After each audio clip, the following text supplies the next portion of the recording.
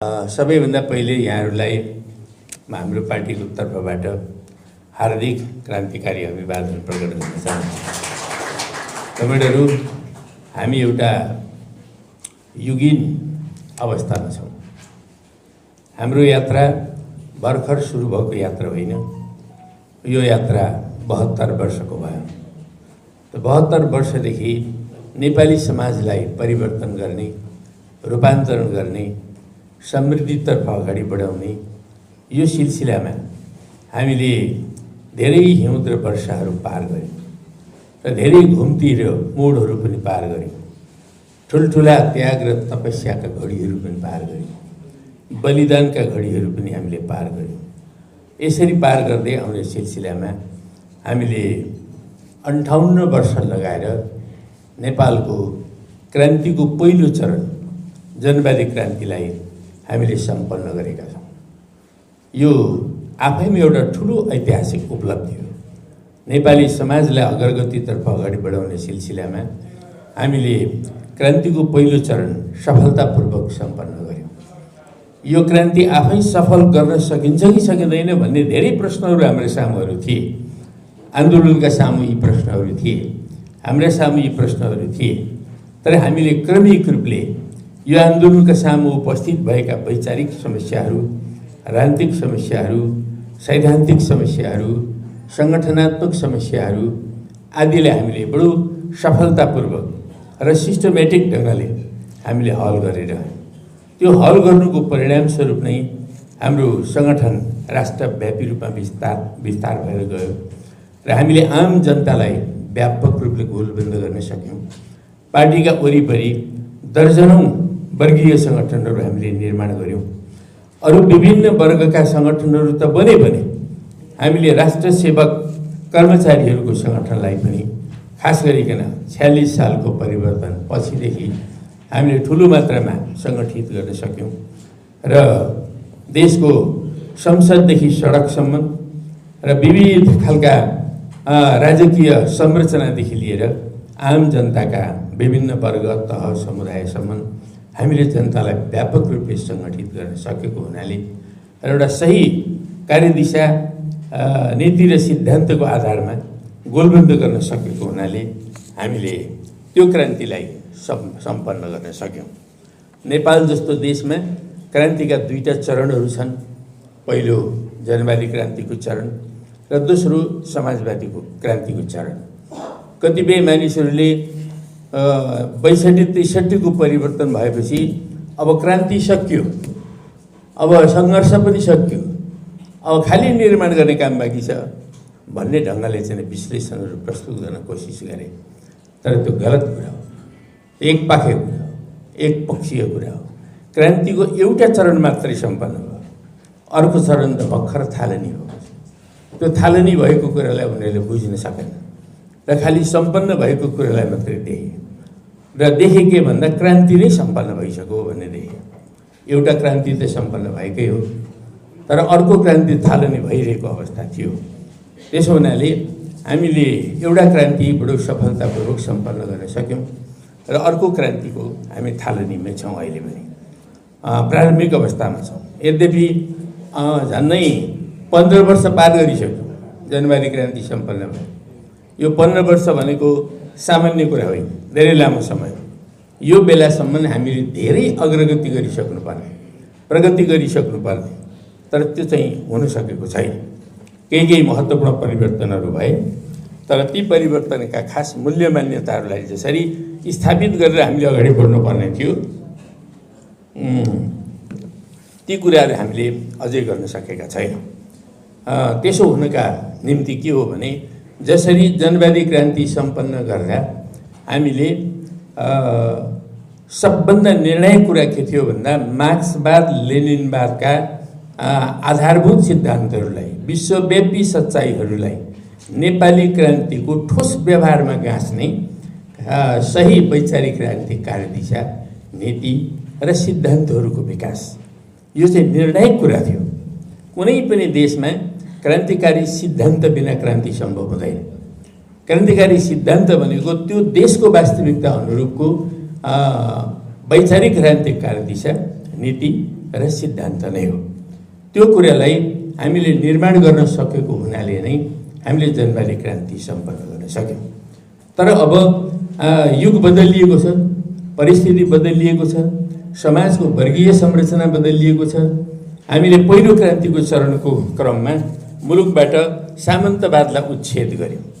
सामन्तवादलाई उच्छेद गर्यौँ भनेको सामन्ती मोड अफ प्रोडक्सनलाई हामीले समाप्त गर्यौँ, सामन्ती उत्पादन सम्बन्धलाई हामीले समाप्त गर्यौँ र सामन्त वर्गलाई पनि हामीले उन्मूलन गर्यौँ। यो तीनटा चिजहरू उन्मूलन भयो र त्यसको साथसाथै यो चाहिँ एउटा सामन्ती समाजको आर्थिक आधार हो। त्यो आर्थिक आधारलाई नै हामीले समाप्त गर्यौँ।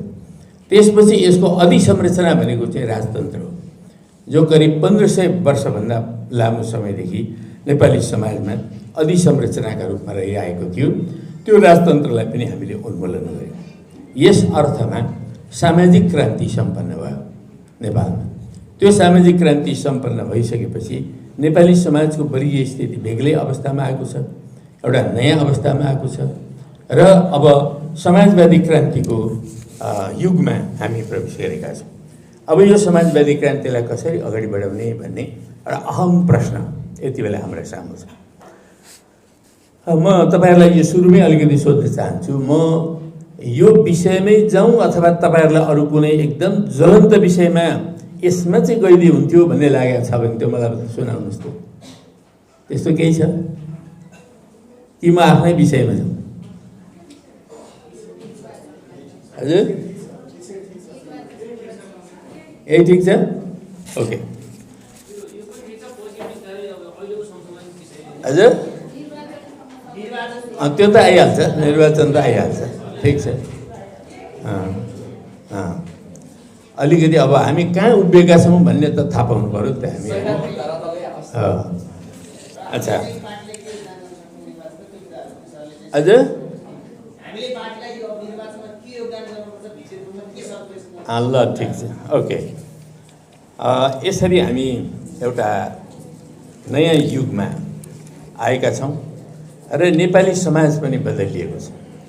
नेपाली समाज बदलिएको छ र यो बदलिएको समाजलाई मार्गदर्शन गर्नुको निम्ति हामीले खास गरी जनवादी क्रान्तिमा जुन उपलब्धिहरू हासिल गर्यौँ ती उपलब्धिहरू सबभन्दा पहिले हामीले संस्थागत गर्नु जरुरी थियो। त्यसकारणले हामीले संविधान निर्माण गर्ने दिशातर्फ गयौँ र संविधान सभाबाट संविधान निर्माण गर्ने कामलाई हामीले अगाडि बढायौँ। त्यो अगाडि बढाउने सिलसिला निकै जटिल भयो, बाङ्गोटिङ्गो भयो, लामो पनि भयो। दुईटा संविधान सभाको निर्वाचन समेत गर्नु पर्यो। तर ती सबै कुराहरू गरेर पनि हामीले 10 वर्ष लगाएर नयाँ संविधान निर्माण गर्यौँ, जुन संविधान तुलनात्मक रूपले राम्रो संविधान हो। यो संविधानभित्र एकातिर पुँजीवादी इलिमेन्टहरू छ्यापछ्याप्ती छन्, अर्कोतर्फ समाजवादी इलिमेन्टहरू पनि त्यसभित्र छन् है। हामीले यो संविधानले परिकल्पना गरेको लोकतन्त्र चाहिँ यो पुँजीवादी लोकतन्त्र नै हो है। तर अब हामीले अगाडि बढ्दै जाँदाखेरि यही संविधानले के भन्छ भने समाजवाद उन्मुख भएर जानुपर्छ, अब समाजवाद हाम्रो लक्ष्य हो पनि भनिरहेको छ। त्यसो हुनाले हामी समाजवादी लोकतन्त्रतर्फ हामी अगाडि बढ्ने कुरालाई पनि यसले झकझक्याउँछ। त्यसो हुनाले हामी यो जुन संविधान बनायौँ यो संविधानले कम्तीमा पनि जनवादी क्रान्तिका उपलब्धिहरूलाई चाहिँ राम्ररी संस्थागत गरेको छ। जनताका जो सामान्य हक अधिकारहरू हुन् त्यो हक अधिकारलाई यसले स्थापित गरेको छ र त्यो स्थापित गरेर एउटा नयाँ समाज अहिले स्थापित भएको छ, जुन समाज भनेको पुँजीवादी समाज हो। हामीले हिजो अर्धसामन्ती समाज थियो, अहिलेको समाज चाहिँ यो पुँजीवादी समाजमा हामी आयौँ। यो पुँजीवादी समाज र हिजोको अर्धसामन्ती समाजको वर्गीय संरचना बदलियो। हिजो सामन्त वर्ग समेत थियो, अब त्यो सामन्त वर्ग उन्मूलन भयो। अहिलेको हाम्रो समाजमा के छ अवस्था भन्दाखेरि सबभन्दा माथि दलाल पुँजीपति वर्ग छ, त्यस पछाडि मध्यम पुँजीपति वर्ग वा राष्ट्रिय पुँजीपति वर्ग जे भने पनि हुन्छ त्यो वर्ग छ, त्यस पछाडि निम्न पुँजीपति वर्ग छ, त्यस पछाडि आम किसानहरूलाई एउटा समुदायको रूपमा राख्ने हो भने किसान समुदाय छ। यद्यपि किसानभित्र पनि वर्गहरू छन् र त्यसपछि ठुलो मात्रामा श्रमिक वर्ग छ। यी वर्गहरू, यी 5वटा वर्गहरू रहेको समाजका रूपमा अहिले हाम्रा सामु यो पुँजीवादी समाज आएको छ र यो पुँजीवादी समाजको हाली मुहाली गर्ने वर्ग भनेको चाहिँ दलाल पुँजीपति वर्ग नै हो।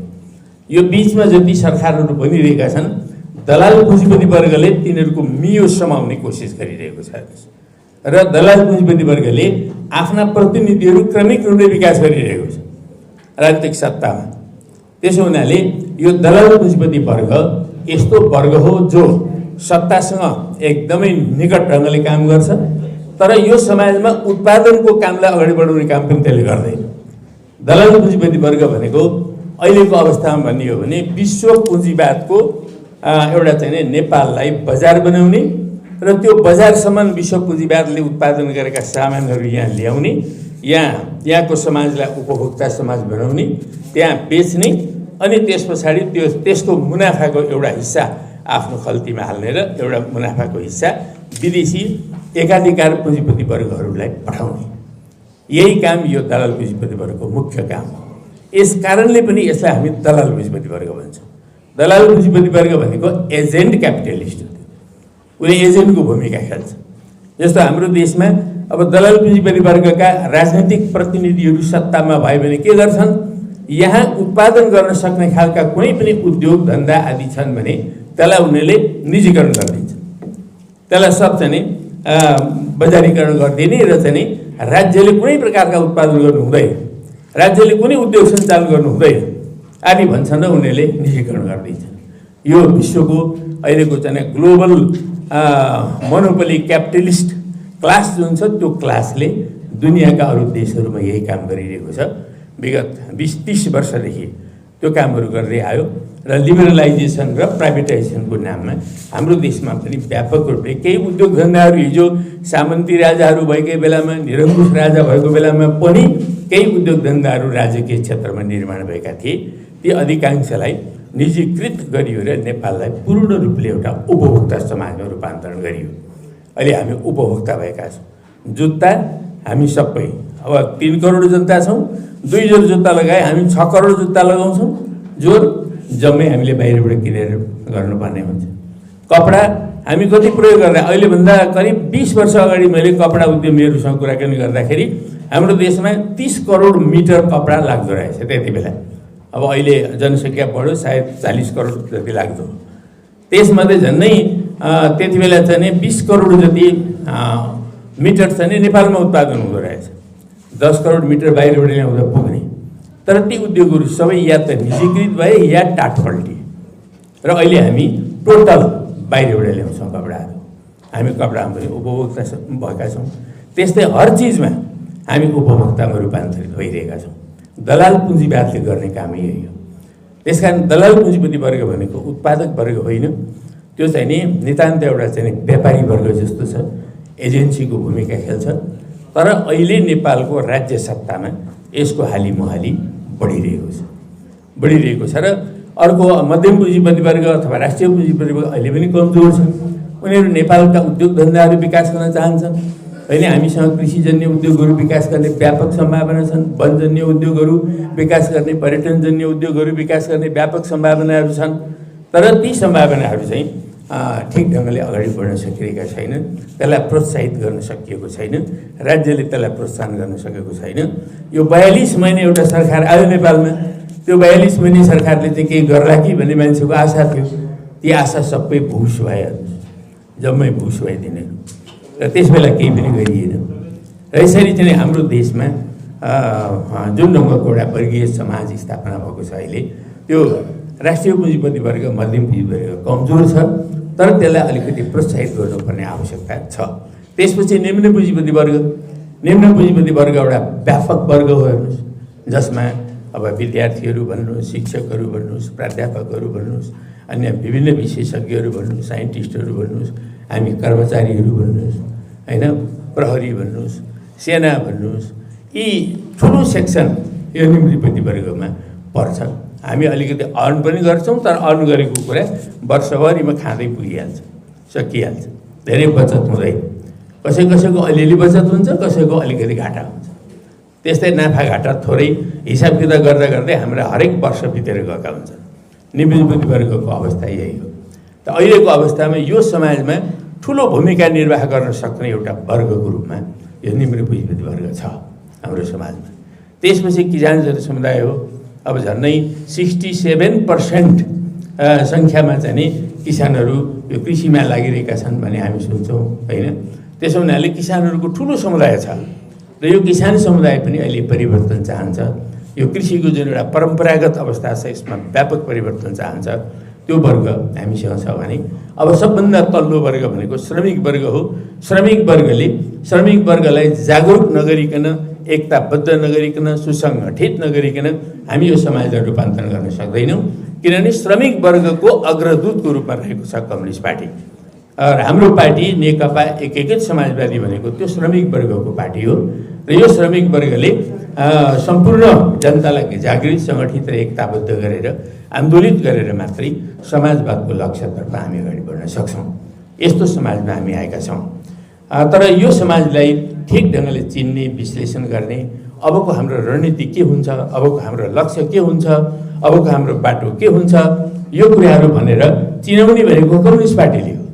त्यो कम्युनिस्ट पार्टी हामीले लामो समयदेखि यसलाई पनि गठन, पुनर्गठन, होइन, विस्तार, सुदृढीकरण, समृद्धिकरण आदि गर्दै गर्दै आएका हौँ। कम्युनिस्ट पार्टीभित्र पनि अनेक ढङ्गले गलत विचारहरू प्रवेश गर्दै आए होइन। विभिन्न खालका बुर्जुवा विचारहरू त्यसभित्र प्रवेश गर्दै गए, जसले गर्दाखेरि कैयौँ मान्छेहरू कम्युनिस्ट पार्टीका नेताहरू समेत पनि रूपान्तरित, नकारात्मक ढङ्गले रूपान्तरित हुँदै बुर्जुवाहरूका एजेन्टको रूपमा रूपान्तरित हुँदै पनि गए। यो हुँदै रहन्छ समाजमा। यदि हामीले ठिक ढङ्गले एउटा मार्क्सवादी दृष्टिकोण लिँदैनौँ, हामीले मार्क्सवाद पढिरहँदाखेरि हामीले लिने चिजहरू जम्मा 3टा कुराहरू हुने। हेर्नुहोस्, तपाईँले जति गहन भोलुम अध्ययन गर्नुभयो भने पनि मार्क्सवादबाट सिक्ने कुरा 3टा कुराहरू।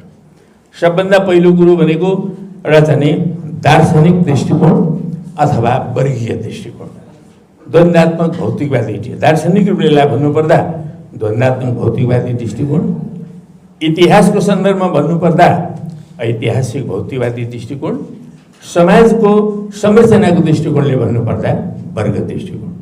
यो दृष्टिकोणको कुरा हामीले पहिलो सिक्ने कुरा भनेको। दोस्रो कुरा भनेको अडानको कुरा। यो दृष्टिकोणको साथै हामीले वर्ग अडानमा उभिन सक्नुपर्छ। वर्गीय अडान यो मार्क्सवादले हामीलाई सिकाउने कुरा हो।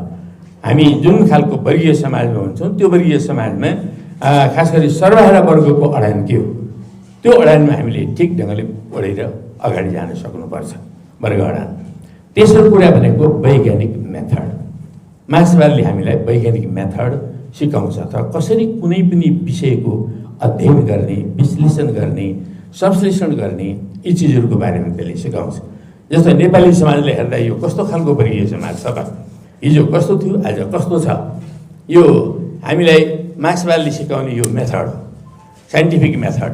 यो साइन्टिफिक मेथड ठिक ढङ्गले हामीले सिक्यौँ भने मात्रै हामी समाजलाई विश्लेषण गर्न सक्छौँ। त्यस कारण मार्क्सवादले सिकाउने यी 3टा कुरा है, दृष्टिकोणको कुरा, अडानको कुरा, मेथडको कुरा, यी 3टा चिजहरू हामीले ठिक ढङ्गले बुझ्न सक्यौँ भने कुनै पनि विषयवस्तुलाई हामीले हेर्ने, विश्लेषण गर्ने, संश्लेषण गर्ने कुराहरूमा हामी पछि पर्दैनौँ है। यो 3टा कुरा हामीले बुझ्नैपर्छ। तर जब नेपाली क्रान्ति, हामीले जनवादी क्रान्ति सम्पन्न गर्न सक्यौँ, त्यो सम्पन्न गरेपछि त्यो क्रान्ति हुँदै पनि हामीले यो क्रान्ति भयो भन्न सक्नु पर्थ्यो। यसरी क्रान्ति हुँदैछ, अब यो क्रान्ति यसरी टुङ्गिन्छ भनेर भन्न सक्नु पर्थ्यो है। तर त्यति बेला हामी नेकपा एमालेमा थियौँ। त्यो नेकपा एमालेको नेतृत्वले त्यो क्रान्ति हुँदै यो कुरा देख्नै सकेन, बुझ्नै सकेन र यो क्रान्ति हो कि के हो। त्यति बेला कान्तिपुरले के भनिदियो भन्दाखेरि पहिलो जनआन्दोलन सिद्धियो, अब यो दोस्रो आन्दोलन पनि सिद्धियो भन्थ्यो। सबैले दोस्रो जनआन्दोलन भन्न थाले। हेर्नुहोस्, दोस्रो जनआन्दोलन। अब मलाई चाहिँ त्यो कुरा मन परिरहेको थिएन। मैले चाहिँ वैशाख 13 गते एउटा कविता लेखेँ। त्यो कविता मैले के भनेर लेखेँ भन्दा मलाई सबै अहिले ठ्याक्कै त आउँदैन, म सारमा त्यो तपाईँहरूलाई भन्छु। मैले के लेखेँ भन्दाखेरि तिमीलाई पाउन मैले धेरै कोसिस गरेँ, लगातार कोसिस गरेँ। तिम्रै निम्ति मैले अनेकन त्याग र तपस्या पनि गरेँ। मैले जेल भोगिन कि नेल भोगिन कि जुनसुकै प्रकारका अन्याय अत्याचारहरूका विरुद्ध पनि म लड्दै आएँ तिमीलाई पाउनको लागि। तिमीलाई पाउन कठिन थियो, तर आज बल्ल मैले तिमीलाई पाएँ। तिमी अहिले सबैलाई देखिने भएर आयो, तिमी अहिले सबैलाई छोइने भएर आयो, तिमी अहिले सबैलाई चाहिने भएर आयो। क्रान्ति तिमी बल्ल आयो, क्रान्ति तिमी बल्ल आयो मेरो। यो मैले वैशाख 13 गते 2063 सालमा लेखेको कविताको सार हो। अलि लामो छ तर अहिले मैले सबै आएन मलाई। त्यो मैले लेखेँ, तर त्यति बेला पार्टी क्रान्ति भन्दै तयार थिएन। बिस्तारै हामी छलफल गर्दै गयौँ, बहस गर्दै गयौँ। त्यो गर्दै जाने क्रममा पार्टीको 8औं राष्ट्रिय महाधिवेशनमा पुगेपछि हामी यो क्रान्ति हो भन्ने ठाउँमा आइपुग्यौँ। सिङ्गो पार्टी आइपुग्यो। 65 सालसम्म पुग्नु पऱ्यो हामीले 8औं महाधिवेशनमा। कहिलेकाहीँ यस्तो हुन्छ, वस्तुगत परिस्थिति बदलिरहेको हुन्छ, तर त्यो वस्तुगत परिस्थितिलाई बुझ्ने हाम्रो आत्मगत चेतना चाहिँ त्यही धरातलमा त्यही गतिमा विकसित भइरहेको हुँदैन। त्यसले गर्दाखेरि कहिलेकाहीँ बुझ्न सकिँदैन, कहिलेकाहीँ ठ्याक्कै त्यो गतिलाई पक्रन सकिँदैन। तर 8औं महाधिवेशनमा पुगेपछि नेकपा एमाले एक स्वरका साथ त्यो भन्यो। कतिपय मान्छेलाई चित्त बुझेको थिएन, केही मान्छेहरू एकदम मौन थिए, तर पनि विरोध गर्ने तागत सागत केही पनि थिएन है। त्यसबारेमा कसैले चाँचुँ चाहिँ गर्न सकेन, त्यस्तो खालको अवस्था थियो। 9औं महाधिवेशनमा पुग्दा अझ अगाडि बढेर हामीले यो जनवादी क्रान्ति सम्पन्न भयो। अब समाजवादी क्रान्तिका आधारहरू तयार पार्न हामीले अगाडि बढ्नुपर्छ। अब संविधानलाई पनि समाजवादमुखी संविधान हामीले बनाउन सक्नुपर्छ र यसरी समाजवादका आधार तयार पारेर अगाडि बढ्नुपर्छ भन्ने कुरा अझै अगाडि बढेर हामीले 9औं महाधिवेशनमा भन्यौँ। तर 9औं महाधिवेशनमा जुन नेतृत्व निर्माण भयो, त्यो नेतृत्व महाधिवेशनभरि पनि मौन नै थियो। तर महाधिवेशन भइसकेपछि क्रमशः त्यो नेतृत्व चाहिँ दक्षिणपन्थी बाटोतर्फ लाग्यो। दक्षिणपन्थमा पहिलादेखि पनि थियो नै है, तर त्यो अझ सङ्गठित रूपले त्यो दक्षिणपन्थी बाटोतर्फ लाग्यो। त्यो दक्षिणपन्थी बाटोतिर लाग्दै जाने क्रममा अनेकन प्रकारका अप्ठ्याराहरू पार्टीभित्र सिर्जना हुन थाले। यद्यपि हामीले संविधान घोषणा भइसकेपछि, संविधानकै भित्रमा घोषणा भयो, संविधान घोषणा भइसकेपछि हामीले अब निर्वाचनतर्फ जानुपर्ने अवस्था थियो। निर्वाचनमा जाने प्रक्रियाबाट हामी अगाडि बढ्यौँ। त्यो अगाडि बढ्ने सिलसिलामा पहिलो स्थानीय निकायको निर्वाचन भयो। त्यो स्थानीय निकायको निर्वाचनमा नेकपा एमाले र नेकपा माओवादी केन्द्र, यो दुईटा वामपन्थी शक्तिहरू एकताबद्ध भएर जाउँ भन्ने खालको कुरा हामीले राख्यौँ। तर त्यो नेतृत्वले मानेन।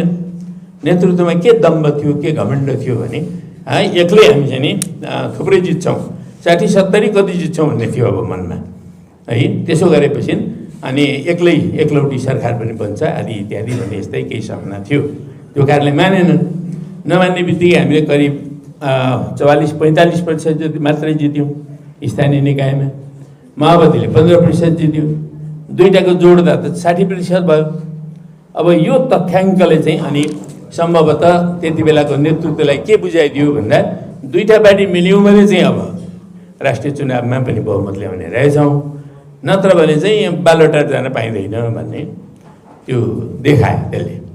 त्यस कारणले माथिको चुनावमा चाहिँ कार्यगत एकता मात्रै होइन, त्योभन्दा अनेकन कुराहरू पनि सोचका साथमा दुईटा पार्टी मिलेर चुनावमा जाने खालको कुरा हो, एउटै घोषणापत्र लिएर जाने खालको कुराहरू समेत भयो।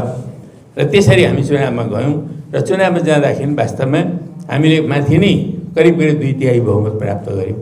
6वटा प्रदेशमा बहुमत प्राप्त गऱ्यौँ र दुईटाको मिलाउँदाखेरि तल 60% भयो हाम्रो है। यो एउटा ठुलो उपलब्धिको कुरा थियो। हेर्नुहोस्, नेपालको कम्युनिस्ट आन्दोलनमा तपाईँले सर्र हेर्नुभयो भने 3वटा ठुल्ठुला उपलब्धिहरू। एउटा जनवादी क्रान्ति हामीले सम्पन्न गऱ्यौँ, एउटा ऐतिहासिक उपलब्धि हो।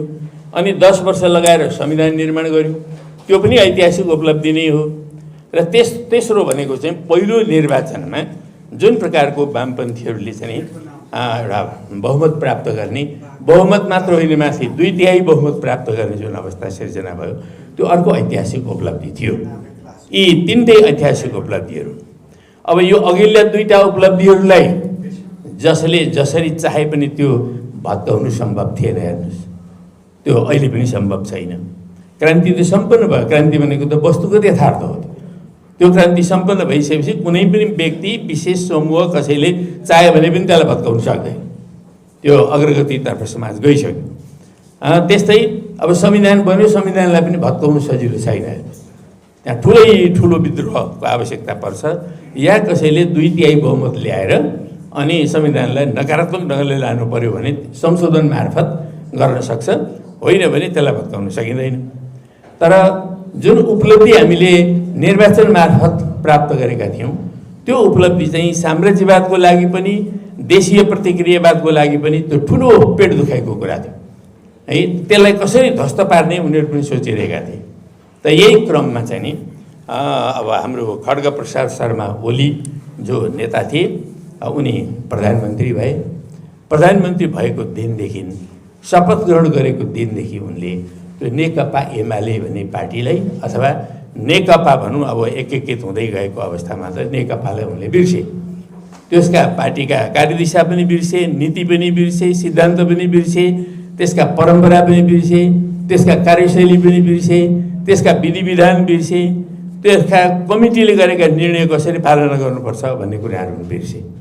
यसरी पार्टीका कार्यदिशा, नीति र सिद्धान्तबाट बिल्कुलै विमुख भएर उनी चल्न थाले। पहिलोपटक क्याबिनेट गठन गरे। क्याबिनेट टोटल्ली एउटा चाहिँ गुटको क्याबिनेट भयो। गुटको त्यो एमालेको क्याबिनेट बनेन कहिले पनि। तर पनि हामी बडा मौन भएर बस्यौँ, बडा धैर्यशील भएर बस्यौँ हामी, मौन भएर। त्यसै गरी केही दिनमा नीति र कार्यक्रम आयो सरकारको। त्यो नीति र कार्यक्रम नेकपा एमालेको नीति र कार्यक्रम होइन। त्यो नितान्त एउटा चाहिँ कुनै ब्युरोक्रेटहरूसँग बसेर केपी ओली गुटले तयार पारेको नीति कार्यक्रम मात्रै रह्यो। र त्यो नीति कार्यक्रमले हाम्रो पार्टीका कार्यक्रमहरू, हाम्रा प्रतिबद्धताहरू केहीले पनि प्रतिबिम्बित गर्न सकेन। जुन खालको घोषणापत्र हामीले अगाडि सारेका थियौँ त्यो घोषणापत्रमा धेरै प्रतिबद्धताहरू हामीले गरेका थियौँ, ती कुनै प्रतिबद्धतालाई पनि त्यसले प्रतिबिम्बित गर्न सकेन। त्यो ढङ्गले चाहिँ नि एउटा पार्टीको सरकार सोझै दक्षिणपन्थी भड्काउतर्फ चाहिँ गयो। र बजेट आयो फेरि। त्यो बजेट आउँदाखेरि बजेटले अब देशको कुनै पनि आवश्यकतालाई चाहिँ राम्ररी छुनै सकेन। उही सधैँका जुन बजेटहरू हुन् ती बजेटकै लाइनमा त्यो पनि उभिन पुग्यो। त्यसले कुनै क्वालिटेटिभ चेन्ज ल्याउने कुनै प्रतिबद्धता ल्याएन। तबै हाम्रो पार्टीले जति बेलादेखि हामीले पार्टी निर्माण गऱ्यौँ 6 सालदेखि, त्यस बेलादेखि हामीले गरेको कमिटमेन्ट के हो भन्दाखेरि हामी सरकारमा पुग्यौँ भने हामी भूमि सुधार गर्नेछौँ। हेर्नुहोस्, भूमि सुधार कति ठुलो आवश्यकताको विषय छ। अहिले मेचीदेखि महाकालीसम्म हेर्नुभयो भने तराई क्षेत्रमा मात्रै पनि 2012 सालदेखि बसेका मान्छेहरूको अहिलेसम्म पनि जग्गा दर्ता छैन। त्यहाँदेखि बिचमा केही भूमि सुधारका कुराहरू भए तिनीहरूले पनि त्यसको दर्ता गर्न सकेनन्। त्यस्तो अवस्था छ अहिले देशमा। अब सुकुम्बासी किसानहरूको कमलिनहरूको त्यस्तै गरेर विभिन्न खालका चाहिँ नि एउटा तल्लो वर्गका विभिन्न समुदायहरूका गम्भीर समस्याहरू हामीसँग छन्। ती समस्याहरू समाधान गर्नको लागि त कम्युनिस्ट पार्टीको सरकारको अपेक्षा थियो नि, तर त्यसले केही पनि गर्न सकेन। भूमि सुधारको भाव पनि उच्चारण गरेन। अर्को कुरा भनेको कृषिलाई अगाडि नबढाइकन हामीले हाम्रो देशको अर्थतन्त्रलाई के विकास गर्न सक्छौँ? केही पनि गर्न सक्दैन। कृषि नै हाम्रो देशको अर्थतन्त्रको आधार हो। त्यो आधारलाई अगाडि बढाउने काममा कुनै पनि कदमहरू चाल्न सकिएन। कृषिलाई आधुनिकीकरण गर्नु जरुरी थियो, कृषिलाई यान्त्रिकीकरण गर्नु जरुरी थियो, कृषिमा सामूहिकीकरणको प्रक्रियालाई अगाडि बढाउनु जरुरी थियो, सहकारीकरणको प्रक्रियालाई अगाडि बढाउनु जरुरी थियो, कृषि आधारित उद्यमहरू विकास गर्नुपर्ने जरुरत थियो, कृषकहरूलाई सुपथ मूल्यमा ऋण प्रवाह गर्ने, टेक्निकल सेवाहरू उपलब्ध गराउने, विभिन्न किसिमको साइन्टिफिक रिसर्चको सेवाहरू उपलब्ध गराउने आवश्यकताहरू थियो। ती केही पनि हुन सकेन। हेर्नुहोस्, हुम्लाको स्याउ कति मिठो छ तर कुरूप छ। त्यसको वरिपरि त्यो बोक्रामा चाहिँ के लाग्छ हेर्नै नपर्ने जस्तो हुन्छ त्यो, तर खानुहोस् मिठो छ, खाँदा चाहिँ मिठो छ। त्यो मिठो चिजलाई सौन्दर्य प्रदान गर्न सकिएन हाम्रो देशमा, किनभने साइन्टिफिक रिसर्च छैन। बरु पञ्चायत कालमा के त्यो कृषि अनुसन्धान केन्द्रहरू थिए, ती पनि पछिल्लो कालमा सब निजीकरणका नाममा ध्वस्त पारियो। त्यसो हुनाले अहिलेको अवस्थामा अब हामीले अगाडि बढ्ने बाटो भने त कृषिलाई हामीले चाहिँ नि त्यो ढङ्गले आधुनिक गर्ने र एउटा नयाँ किसिमको समाजवादी कृषि कस्तो बनाउने भन्ने खालको कुराहरूको परिकल्पना साथ हामीले अगाडि बढ्नुपर्ने थियो। त्यो भयो। त्यस्तै औद्योगिकरण गर्ने कुराहरूको आवश्यकता अब महसुस गर्नुपर्ने थियो, त्यो पनि भएन हैन। हामीले विभिन्न क्षेत्रमा चाहिँ उद्योगहरू स्थापना गर्न सक्थ्यौँ, त्यसको पहल कदमी गर्न सक्थ्यौँ, त्यसका आधार तयार पार्न सक्थ्यौँ, ती कामहरू पनि भएन। अब भूमिहीन गरिब किसानका समस्याहरू समाधान गर्ने कुरा त भएन। भूमि आयोग गठन भयो, त्यो भूमि आयोग पनि वास्तवमा गुठ आयोग गठन भयो, भूमि आयोग भन्दा पनि त्यस्ता मान्छेहरू राखेर गठन गरियो, जसले चाहिँ जिल्लामा जाँदाखेरि पनि गुठ बलियो बनाउने कुराहरूलाई प्राथमिकता दिएर भूमि सम्बन्धी समस्याको बारेमा चाहिँ चर्चा परिचर्चा सुरु भए, जसले गर्दाखेरि त्यो अहिले विघटित हुन पुग्यो। त्यस्तो खालको चाहिँ अवस्थाबाट मुलुक गुज्रियो। अनि सरकार बनाएपछि पार्टीबाट सरकार के हुनुपर्ने भन्दा स्वायत्त हुनुपर्ने लाग्नुहोस् माग। पार्टीको सरकार होइन, त्यो त केपी ओलीको सरकार बन्न पुग्यो, एकदमै स्वायत्त हुनुपर्ने त्यस्ता खालका मागहरू हुनु पुगे। एवं त्यस्ता श्रृङ्खलाबद्ध यसमा धेरै लामो नजाउँ, तपाईँहरूलाई पनि सबै कुराहरू थाहै भएका कुराहरू छन्। त्यसो हुनाले यसरी श्रृङ्खलाबद्ध रूपमा चाहिँ पार्टीको सरकार दक्षिणपन्थी भाषतर्फ जान थाल्यो र यसले स्वाभाविक रूपले प्रश्नहरू उठाउन थाल्यो। पार्टीभित्र बहस विवादहरू सुरु भए। यो पार्टी यो सरकार ठिक दिशामा गएन र नयाँ ढङ्गले अगाडि बढ्नु पर्यो भनेर हामीले भन्नुपर्ने स्थिति आयो। पार्टी एकीकृत भयो, तर एकीकरणको घोषणा गरियो, अनेक नीति सिद्धान्तहरूलाई मुल्तवी राखेर घोषणा गरियो, तर त्यो घोषणा गरिसकेपछि त्यसलाई जसरी साँच्चै नै एकीकृत बनाउनु पर्ने थियो त्यो दिशामा गइएन। तपाईँ हामीलाई थाहा छ कि नेकपा एमाले हामीले निर्माण गर्दाखेरि त्यो समूह त्यो पार्टीमा 35 भन्दा बढी समूहहरू हामीले एकीकृत गऱ्यौँ कमेडहरू, 35 भन्दा बढी। तर ती 35 मध्ये कुनै पनि समूहको अहिले अवशेष मात्र पनि हामी देख्न सक्छौँ, कुनै अवशेष छैन। किनभने हामीले वैचारिक एकता, राजनैतिक एकता, सैद्धान्तिक एकतालाई हामीले पहिलो प्राथमिकता दियौँ र त्यसरी एकरूप भएपछि अनि सङ्गठनात्मक एकता गऱ्यौँ र त्यसले भावनात्मक एकता समेत निर्माण गर्यो। त्यही कारण हामी त्यसको अरू कुनै अवशेष देख्दैनौँ। तर नेकपा एमाले र माओवादी केन्द्रको बिचमा एकता भएकै दिनदेखि दुईटा धार बगिरहे। हामीले भाषण गऱ्यौँ होइन, त्यो सेती नदी र काली नदी पनि त एक ठाउँमा मिल्दा अलिक तल तलसम्म त एकातिर काली बगिरहेको हुन्छ, अर्कोतिर सेती बगिरहेको हुन्छ नि, त्यस्तै हो, पछि बिस्तारै मिल्दै जान्छ भनेर भाषण त गऱ्यौँ, तर मिलेन।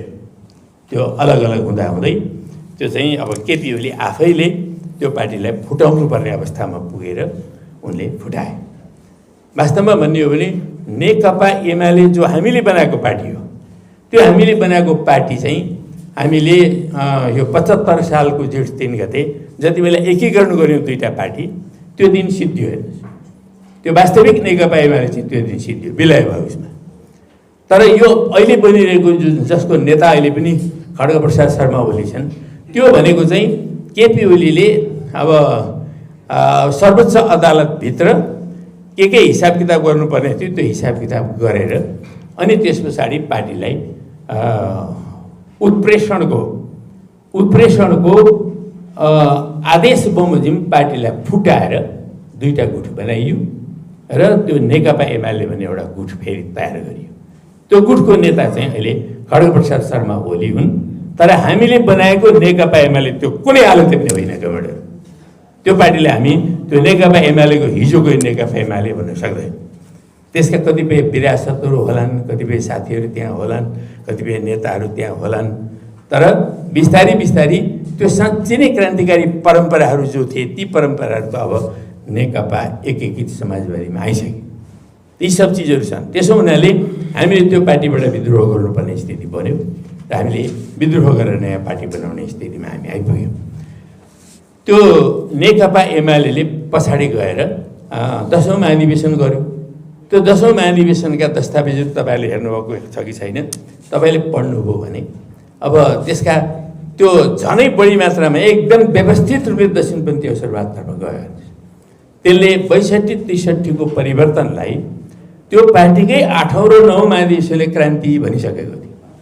तर 10औं महाधिवेशनमा आइपुगेपछि खड्गप्रसाद शर्मा ओलीको गुटले त्यसलाई न क्रान्ति भन्न सक्छ न क्रान्ति होइन भन्न सक्छ। त्यस्तो एउटा चाहिँ बिचको पेन्डुलम मनस्थितिमा त्यो पुगेको छ।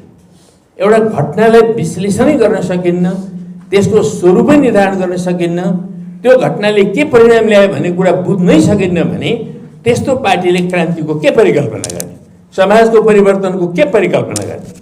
केही पनि गर्न सक्दैन।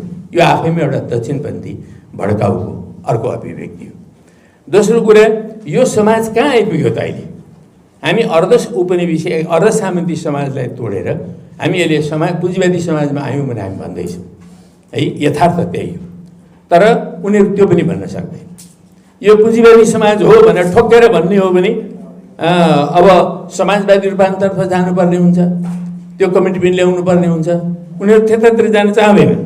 त्यस कारण सामन्ती अवशेषहरू अहिले व्यापक छन् भनेर उनीहरूको दस्तावेजमा 2 पाना खर्च गरेर छ।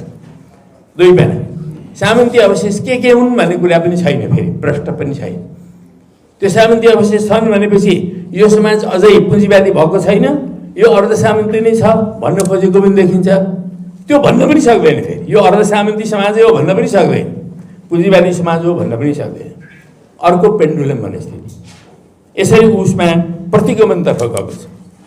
त्यसको सैद्धान्तिक धरातल भनेको पछि प्रतिगमनतर्फ गएको छ। यो आफैमा अर्को दक्षिणपन्थी भड्काउको कुरा हो। तेस्रो कुरा, अब यो समाज जहाँ आइपुगेको छ यहाँबाट अब समाजको क्रान्तिको चरित्र के हो त? अब समाजवादी क्रान्ति हो भन्ने कुरा चाहिँ हामी प्रष्ट रूपले भनिरहेका छौँ। पुँजीवादी क्रान्ति समाप्त जुन बिन्दुमा हुन्छ ठिक त्यही बिन्दुबाट समाजवादी क्रान्तिको थालनी हुन्छ है। समाजवादी क्रान्ति चाहिँ अरू कसैले घोषणा गरिदिएर सुरु गरिने कुरा होइन। यो आफैमा एउटा समाजको अब्जेक्टिभ प्रोसेस हो।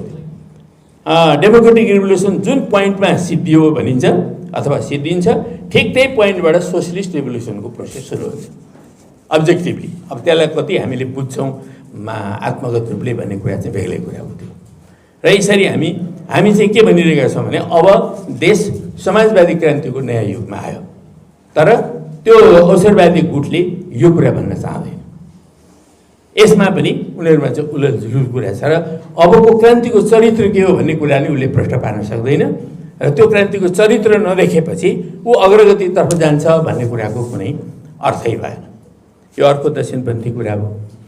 त्यस्तै अर्को के भन्छ भने समाजवाद स्थापना गर्ने सिलसिलामा उसले के भन्छ 3 पाना खर्च गरेर के भन्छ, नेपालमा अहिले समाजवादै सम्भव छैन भन्छ। समाजवाद सम्भवै छैन 3 पाना खर्च गरेर उसले भन्छ। अब यो सबै चिजहरूमा निजीकरण छ, सबै चिजमा एउटा निजी स्वामित्व छ, कसरी समाजवाद आउन सक्छ अहिले भन्छ। निजीकरण त हुन्छ नि, त्यो निजीकरण तोड्दै लगेर त समाजवादी बनाउने हो। तर उसले त्यो यो छ भनेर समाजवाद आउनै नसक्ने खालको कुरा गर्छ। र त्यो आफ्नै एउटा निराशा, आफ्नै एउटा चाहिँ उलझलुलपना, आफ्नै एउटा लापरवाहीपना र चाहिँ एउटा गलत दृष्टिकोण उसले चाहिँ नि अगाडि सार्ने काम गर्छ। यसरी समाजवादी क्रान्तिको सम्भावनालाई पनि उसले अस्वीकार गर्छ। यो आफैमा दक्षिणपन्थी अवसरवादको अर्को नमुना हो। त्यसपछि अब समाजको लक्ष्य के हो त, क्रान्तिको लक्ष्य के हो त भन्दाखेरि उसले के भन्छ भने जब जनै अहिले पनि क्रान्तिको लक्ष्य हो भन्छ। समाजवाद मान्दैन उसले। जब भनेको आफैमा एउटा पुँजीवादी जनवादकै अवधारणा हो।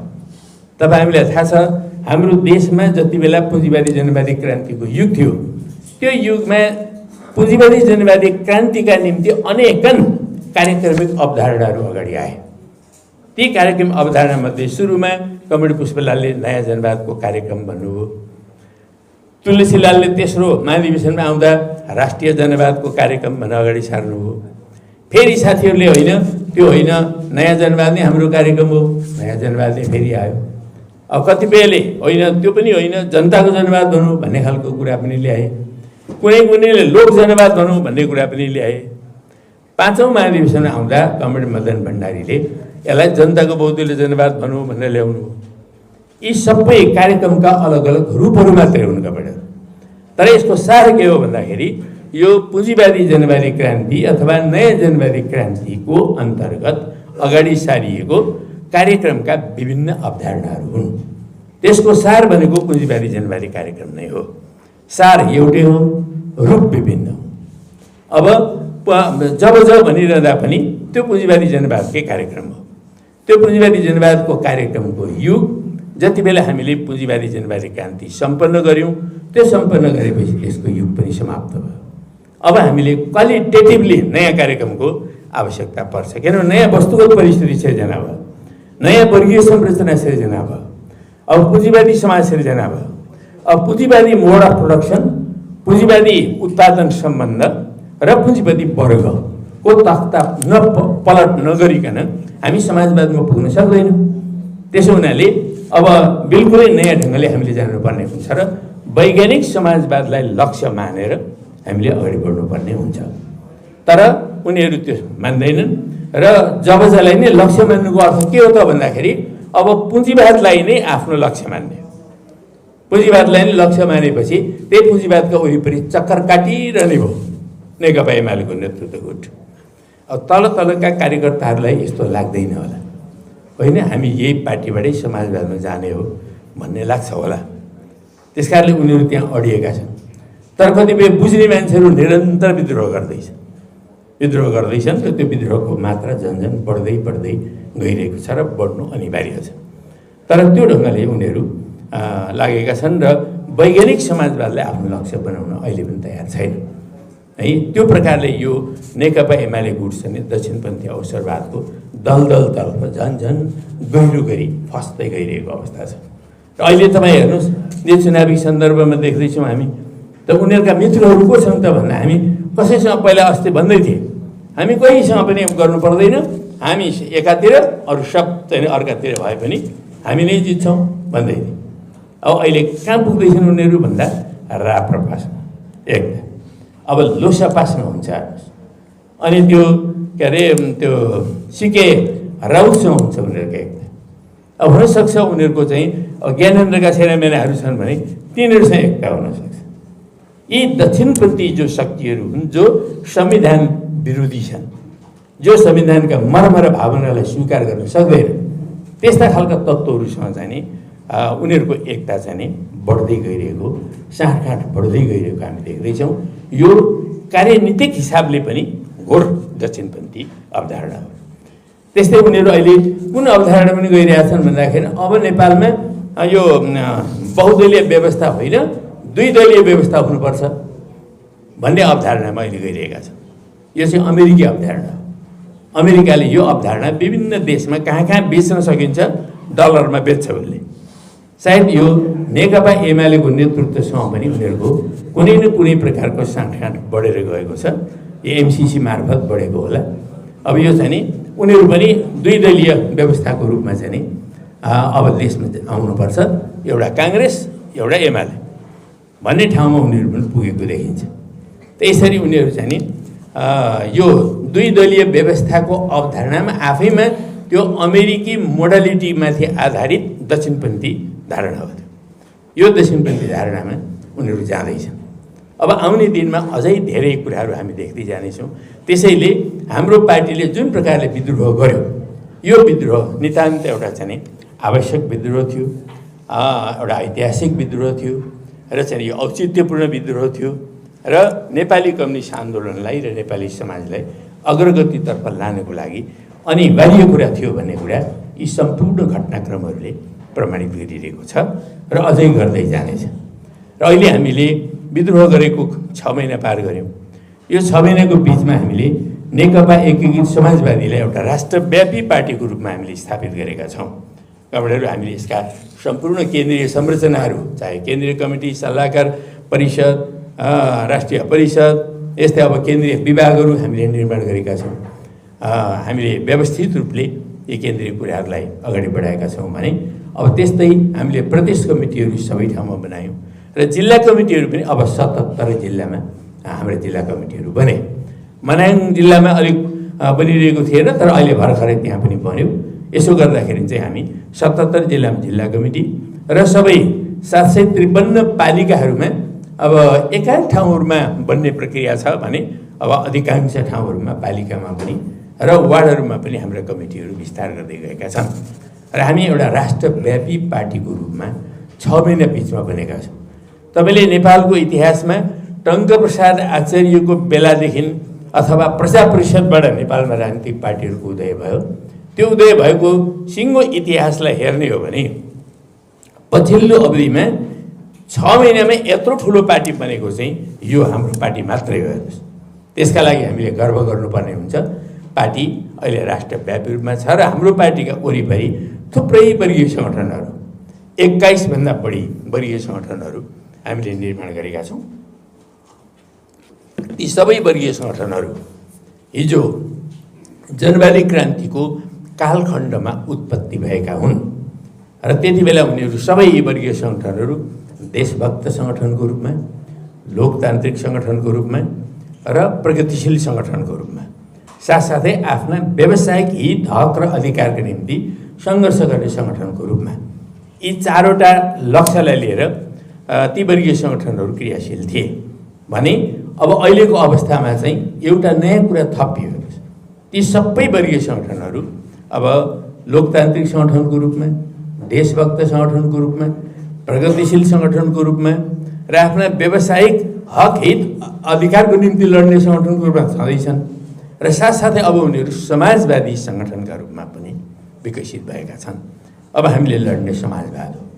त्यसकारण यी सबै सङ्गठनहरूको एउटा स्वरूपमा पनि अब रूपान्तरण आएको छ र तपाईँहरूको यो एकीकृत सरकारी कर्मचारी सङ्गठन नेपालमा पनि यो पनि एउटा देशभक्त राष्ट्रसेवकहरूको सङ्गठन हो, प्रगतिशील राष्ट्रसेवकहरूको सङ्गठन हो र एउटा चाहिँ नि यो लोकतान्त्रिक राष्ट्रसेवकहरूको सङ्गठन हो। साथसाथै यो समाजवादका निम्ति लड्ने सङ्गठन पनि हो अनि आफ्ना हित हक अधिकारका निम्ति लड्ने सङ्गठन पनि हो। त यो रूपमा हामीले आफ्ना सङ्गठनहरूको स्वरूपलाई इतिहासको विकासक्रम अनुरूप, समाजको विकासक्रम अनुरूप कसरी यी सङ्गठनका स्वरूप र उत्तरदायित्वहरू बदलिँदै जान्छन् त्यो बदलिने क्रमलाई पनि हामीले आत्मसात गर्दै जानुपर्छ र अहिले हामी नयाँ ठाउँमा आइपुगेका छौँ। त यही बेलामा अब यसरी हामीले पार्टी एक्सपान्ड गरिरहेको जुन अवस्था छ, अनेक जिल्लाहरूमा अहिले अब नेकपा एमालेका सामु अब भयानक ठुलो चुनौती खडा भइसक्यो। हेर्नुहोस्, यो 6 महिनाका मात्रै बिचमा उनीहरू 2/3 बहुमतको सरकार हाकिरहेका थिए। 2/3 बहुमत त गुमाउनु पर्यो, सरकार गुमाउनु पर्यो, सरकारबाट तल खस्नु पर्यो, एउटा आघात। दोस्रो आघात, अनि 6वटा प्रदेशहरूमा सरकारहरू थिए होइन, प्रान्तीय सरकारहरू थिए, प्रादेशिक सरकारहरू थिए। ती सरकारबाट हात धुनु पर्यो, त्यहाँबाट पनि पछारिनु पर्यो, एकपछि अर्को गरेर अर्को आघात। त्यस पछाडि हामीले राष्ट्रिय सभाको चुनावमा देख्यौँ, राष्ट्रिय सभाको चुनावमा झन्डै 0 भएको थियो, तर एकजना भए पनि उनीहरूको बिउ चाहिँ त्यहाँ रह्यो, तर नराम्रो र शर्मनाक ढङ्गले त्यहाँ हार खाने स्थिति बन्यो। त्यो अर्को आघात भयो। भर्खरै हामीले 12 सेसनको चुनाव गऱ्यौँ। 12 सेसनमा एकदम हामी एक्लै जित्छौँ भनिरहेका थियौँ उनीहरूले, तर कति भयो उनीहरूको आधा सङ्ख्या पनि भएन। सम्पूर्ण सदस्यहरू सिङ्गो प्यानल, अब यो हाम्रो चाहिँ नि गठबन्धनको प्यानलले विजय प्राप्त गर्यो र त्यहाँ अर्को आघात। अब हुँदाहुँदै हामी अब स्थानीय निकायको निर्वाचनमा जाँदैछौँ।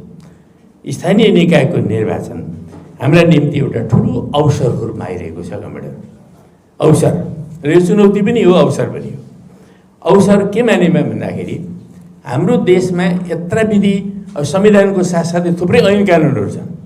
एउटा ऐन मात्रै उल्लङ्घन भयो भने मान्छेलाई सजाय हुन्छ, कैयौँ ऐन उल्लङ्घन गर्दा मान्छे जेलमा जान्छ होइन।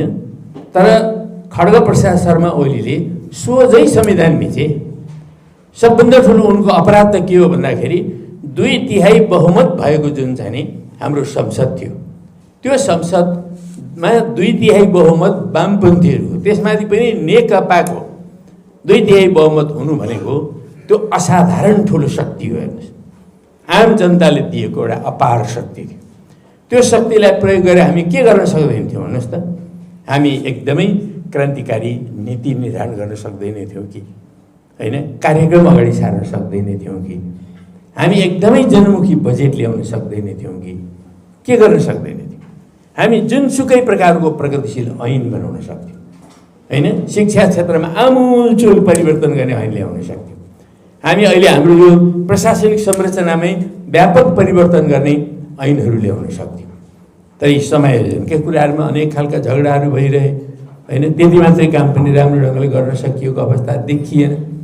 है। त्यसो हुनाले यो संसदको 2/3 बहुमत भएको पावर भनेको एउटा ठुलो शक्ति थियो, जुन शक्ति मार्फत हामी भूमि सुधार गर्न सक्थ्यौँ होइन, हामी कृषि क्रान्ति गर्न सक्थ्यौँ, हामी राष्ट्रव्यापी रूपमा चाहिँ एउटा शिक्षाको अभियान सञ्चालन गरेर निरक्षरता हामी 2 वर्षभित्रमै उन्मूलन गर्न सक्थ्यौँ, राम्रो ढङ्गले अभियान सञ्चालन गर्न सकेको भए होइन। हामी डिजिटल क्षेत्रमा रिभोल्युसन गर्न सक्थ्यौँ, हामी पानी क्रान्ति गर्न सक्थ्यौँ, बिजुली क्रान्ति गर्न सक्थ्यौँ, यी विविध चिजहरू हाम्रो देशमा पर्यटन क्रान्ति गर्न सक्थ्यौँ। त दुर्भाग्यवश त्यही बेलामा चाहिँ नि अब यो कोभिड आयो, त्यसले गर्दा सम्भवतः पर्यटन क्रान्ति सम्भव थिएन, तर अरू कैयौँ चिजहरू सम्भव थिए। ती सम्भव भएका कुराहरूलाई पनि अगाडि बढाउन सकिएन र आखिर त्यो संसदलाई नै एकपछि अर्को विघटन गर्ने यो अपराधिक काम, सबभन्दा ठुलो अपराधिक काम खड्गप्रसाद शर्मा ओलीले गरेको भनेको संसदलाई गैर कार्य संवैधानिक ढङ्गले विघटन गर्ने काम। यो सबभन्दा ठुलो अपराध हो। साम्राज्यवादले त्यो गर्न सकिरहेको थिएन, प्रतिक्रियावादीले गर्न सकिरहेका थिएन, तर खड्गप्रसाद शर्मा ओलीले ती कामहरू गर्न पुगे, जसले गर्दाखेरि नेपाली समाजलाई चाहिँ अग्रगतितर्फ लाने जुन एउटा विराट सम्भावना पैदा भएको थियो र त्यो 2/3 बहुमतको सरकार बन्दा सम्पूर्ण नेपाल राष्ट्र नै खुसी भएको थियो।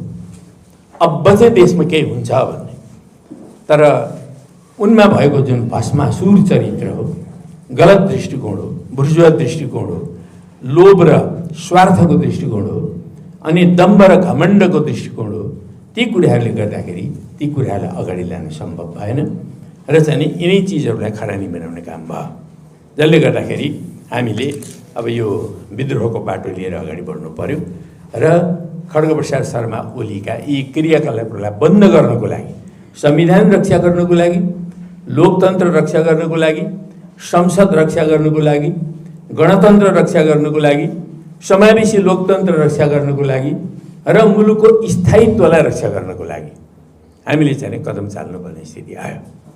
त्यसो हुनाले जुन कदमहरू हामीले चाल्यौँ, अब अहिलेको अवस्थामा हामी के देखिरहेका छौँ भन्दा केपी शर्मा ओलीका निम्ति अब यो अन्तिम बेलामा खास गरिकन यो स्थानीय निकायको निर्वाचनमा जो निर्वाचन आफैमा एउटा जनअदालत जस्तो पनि हो, त्यो जनअदालतमा गएर अब चाहिँ कठघरामा उभिनुपर्ने अवस्था बनेको छ र केपी ओलीको जो नेतृत्वमा रहेको अवसरवादी गुट छ, त्यो अवसरवादी गुटलाई राष्ट्रव्यापी रूपमा पराजित गर्ने र त्यसलाई चाहिँ नेस्तनाबुद गर्ने एउटा अवसरको रूपमा हाम्रा सामु आएको छ कमरेडहरू। र यो अपराधी गुटलाई सजाय दिने सबभन्दा ठुलो अवसर हो। त्यो अवसरलाई हामीले ठिक ढङ्गले प्रयोग गर्न सक्नुपर्छ। अहिले नेकपा एकीकृत समाजवादीको काँधमा रहेको एउटा ठुलो दायित्वमध्ये एउटा दायित्व त्यो हो र यो सबै अरू लोकतान्त्रिक शक्तिहरूको काँधमा रहेको दायित्व पनि हो यो है। त्यस अर्थमा पनि अब हामी यिनी अघि मैले भनेका कुराहरूमा खास गरी संविधान बचाउन, लोकतन्त्र बचाउन होइन, गणतन्त्र बचाउन, समावेशी लोकतन्त्र बचाउन र मुलुकको स्थायित्वलाई बचाउनको लागि र यो विकास निर्माणको जो जेनरल प्रोसेस छ, यो प्रोसेसलाई यथावत अगाडि बढाउनको लागि हामीले चाहिँ नि यो गठबन्धन कायम गरेका छौँ र यो गठबन्धन मार्फत हामी अहिले निर्वाचनमा जाँदैछौँ। अब यो निर्वाचनको जो घोषणा भएको छ, यो निर्वाचनको घोषणा वास्तवमा एउटा महत्त्वपूर्ण घोषणाका रूपमा हाम्रा सामु आएको छ। कमरेडहरू, हामीले भर्खरै यो घोषणाका साथसाथमै हामीले 2078 साल हाम्रो देशबाट बिदा गरेका छौँ। यो 2078 साललाई यसो पछि फर्केर हेर्नुभयो भने यो उथलपुथलपूर्ण साल छ, उथलपुथलपूर्ण साल। एकातिर विराट सम्भावनाहरू सामु थिए, ती सम्भावनाहरू एकपछि अर्को गर्दै विशृङ्खलित भएको, विघटित भएको र पार्टीहरूमा नै ठुलो उथलपुथल भएको, हाम्रो पार्टीमा मात्रै होइन अरू पार्टीमा पनि उथलपुथल भएको एउटा वर्षको रूपमा, संसदभित्र उथलपुथल, बाहिर उथलपुथल, यो भएको वर्षको रूपमा हामीले 78 साललाई पार गऱ्यौँ। अब 79 सालमा प्रवेश गरेका छौँ। यो 79 साल वास्तवमा नयाँ सम्भावना लिएर आइरहेको छ। यो हामीले यो साललाई एउटा अग्रगतिको सालको रूपमा, एउटा प्रगतिको सालको रूपमा र हाम्रो सङ्गठनलाई सुदृढीकरण गर्ने सालको रूपमा हामीले यसलाई रूपान्तरण गर्नुपर्नेछ, उपयोग गर्नुपर्नेछ। र र म कमेन्टहरूलाई पनि यो नववर्षको सन्दर्भमा अझ धेरै अग्रगति प्रगति तपाईहरुको व्यक्तिगत पनि यो समुदायगत संगठनात्मक पनि र राष्ट्रको हिसाबले पनि अरु धेरै अग्रगति प्रगति र उपलब्धिको निम्ति म हार्दिक शुभकामना पनि व्यक्त गर्न चाहन्छु यस सन्दर्भमा कमेन्टहरु। र यसरी हामी एउटा नयाँ वर्षमा अहिले प्रवेश गर्यौं। अब यो नयाँ वर्ष साँच्चै नै एउटा इलेक्सन वर्षको रूपमा हाम्रो सामु छ। तीनटा इलेक्सनहरु हाम्रो सामु छन्। यी इलेक्सनहरु मार्फत हामीले एउटा नयाँ आधार हामीले यो देशमा तयार गर्नुपर्छ, समाजवादका निम्तिको नयाँ आधार। त्यो नयाँ आधार भनेको चाहिँ के हो भन्दाखेरि हामीले यो इलेक्सन अभियान जो चल्छ, इलेक्सन अभियान एउटा ठूलो राजनीतिक अभियान हो, एकदमै सक्रिय राजनीतिक अभियान। त्यो राजनीतिक अभियानको रूपमा हामीले यसलाई लिनुपर्ने हुन्छ। त्यो राजनीतिक अभियान भनेको आफैमा वर्ग सङ्घर्षको अनिवार्य अङ्ग हो, अनिवार्य अङ्ग। किनभने त्यहाँ दलाल पुँजीपति वर्गका प्रतिनिधिहरू पनि उनीहरू सङ्गठित रूपले आफ्ना प्रतिनिधिहरूलाई विजयी बनाउन लाग्छन्। हेर्नुहोस्, देशभरि कैयौँ पार्टीका जिल्ला सभापतिहरू त ठेकदारै ठेकदार छ, देख्नुभएकै छ। नाम मात्रै लिनु हुँदैन अहिले, तर झन् ठेकदारै ठेकदारहरू छ। उनीहरूले दलाल पुँजीपति वर्गको हितभन्दा अरू गर्नेवाला छैनन्। हेर्नुहोस्, हामीले वर्गीय रूपमा यो कुरालाई एकदमै ध्यान दृष्टिले देख्न जरुरी छ। अब यसरी हामीले एकातिर यो अभियानलाई एउटा वर्ग सङ्घर्षको अभियानको रूपमा लिनुपर्छ भने अर्कोतर्फ हामीले नेकपा एकीकृत समाजवादीका कार्यदिशा, नीति, सिद्धान्त, लक्ष्य अर्थात् हामी वैज्ञानिक समाजवादमा नपुगिकन आजका समस्याहरू हल हुँदैनन्। आज जुन प्रकारको वर्ग सङ्घर्ष चलिरहेको छ, वर्गीय शोषण भइरहेको छ, वर्गीय विभेद चलिरहेको छ, भ्रष्टाचारहरू भइरहेको छ, अनेक खालका चाहिँ शोषण दमन चक्रहरू चलिरहेका छन्, लैङ्गिक विभेद छ, सामाजिक विभेद छ, जातीय विभेद छ, तमाम किसिमका विभेदहरू छन् यो समाजमा। यी जम्मै कुराहरूलाई उन्मूलन गर्ने कुरा भनेको समाजवादले मात्रै गर्न सक्छ, यो पुँजीवादी समाजले गर्न सक्दैन। त्यसकारणले यो पुँजीवादी समाजलाई रूपान्तरण गर्नै पर्छ र यसको लागि हामीले नेकपा एकीकृत समाजवादीका प्रतिनिधिहरूलाई व्यापक रूपले विजयी बनाउन सक्नुपर्छ भन्ने अभियान हामीले गाउँ गाउँसम्म, टोल टोलसम्म, प्रत्येक घरसम्म हामीले पुर्याउनुपर्छ। हेर्नुहोस्, यो चाहिँ हामीले स्वतन्त्र रूपले अगाडि बढाउने काम हो। यो अभियान चलाउने क्रममा हामी कसैसँग मोलतोल गर्दैनौँ। यहाँ हाम्रो कसैसँग गठबन्धन हुँदैन। हाम्रा विचारहरूलाई, हाम्रा दृष्टिकोणहरूलाई, हाम्रा नीतिहरूलाई अगाडि बढाउने सिलसिलामा सर्वहारा वर्ग जहिले पनि स्वतन्त्र हुन्छ। स्वतन्त्रतापूर्वक हामीले अगाडि बढाउनु पर्ने हुन्छ। त्यही सिलसिलामा हाम्रो पार्टीले घोषणापत्र ल्याउँदैछ। अब हामी के गर्छौँ स्थानीय निकायको सन्दर्भमा पनि भने घोषणापत्र, त्यो घोषणापत्रले विविध पक्षहरूमा अलिकति नवीन दृष्टिकोण अगाडि सार्न कोसिस गरेको छ। यी नवीन दृष्टिकोणहरू मार्फत हामी समाजवादका आधारहरू तयार पार्न चाहन्छौँ। त्यो दृष्टिकोणलाई हामीले त्यत्तिकै व्यापक रूपले जनताको बिचमा लानुपर्ने हुन्छ। त्यो लाने काममा यहाँहरूको पनि भूमिका हुनुपर्छ। तपाईँहरू जहाँ जानुहोस् त्यसलाई प्रोत्साहित गर्नुहोस्। यद्यपि विभिन्न खालका जिम्मेवारीहरू हुन सक्छन् तपाईँहरूका, त्यो जिम्मेवारीले सोझै त्यो घोषणापत्र बोकेर हिँड्न नमिल्न सक्छ है, तर त्यसको निम्ति उपयुक्त वातावरण कसरी सिर्जना गरिदिने, अनुकूलता कसरी सिर्जना गरिदिने भन्ने कुराहरूमा जुक्ति बुद्धि पुर्याउनुपर्छ। त्यो जुक्ति बुद्धिका साथमा लाग्ने काममा यहाँहरूले होसियार हुनुपर्छ।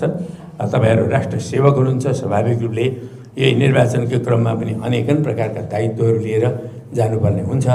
त्यो दायित्व निर्वाह गर्ने कामका साथसाथै हामीले यी कुराहरूलाई पनि ध्यानमा राख्नुपर्ने हुन्छ।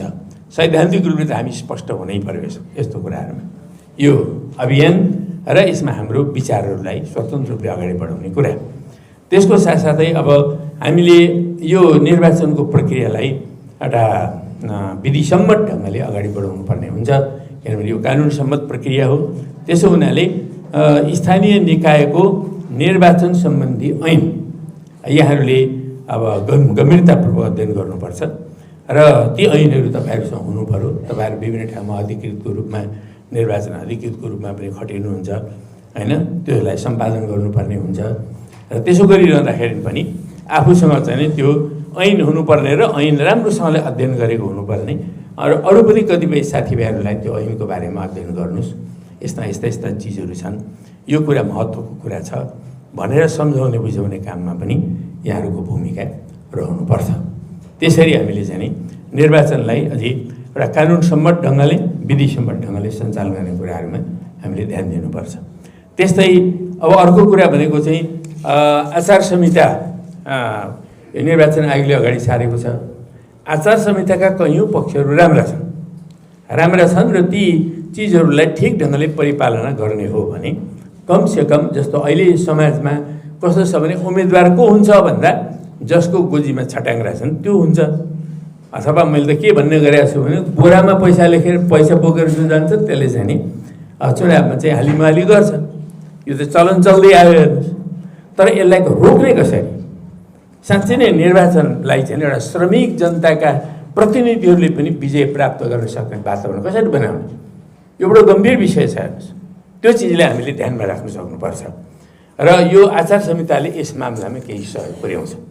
यसका सबै मैले बुँदाहरू हेर्दाखेरि यो चाहिँ नि अलिकति सहयोग पुर्याउन सक्ने स्थिति छ र आचार संहितालाई राम्ररी पालन गर्ने र गराउने कुराहरूमा तपाईँहरूले जे भूमिका खेल्नेवाला हुनुहुन्छ त्यो भूमिका खेल्ने क्रममा यसलाई गम्भीरतापूर्वक ध्यान दिनुपर्छ।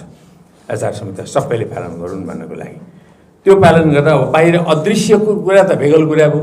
दृश्य रूपमा देखिने कतिपय चाहिँ जो चकाचौँध हुन्छ नि पैसाको खेल, ती पैसाको खेलहरूलाई चाहिँ नि रोक्न सकिने सम्भावनाहरू हुन्छन्।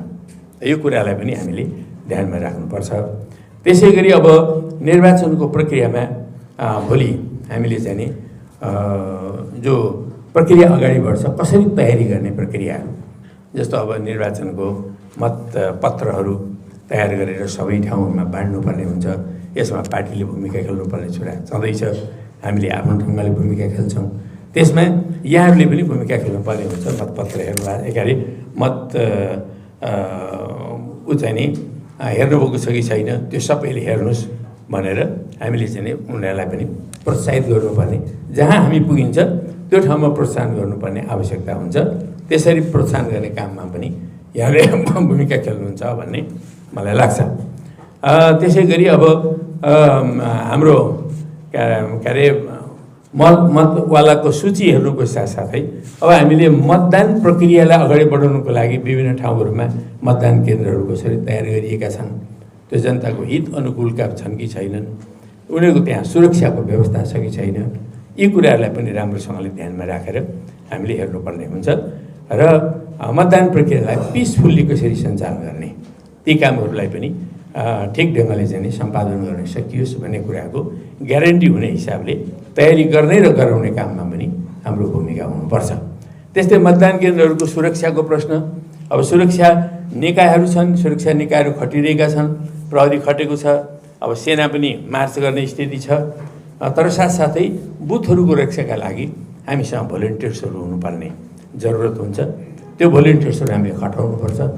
अब नेपाली कङ्ग्रेसले के भनेछ भने एक बुथ 100 युथ भनेछ उसले। भनेपछि अब हामीले पनि एक बुथमा कमसेकम 200 युथ त बनाउनु पर्यो। यो त अग्रगामी पार्टी हो झन्।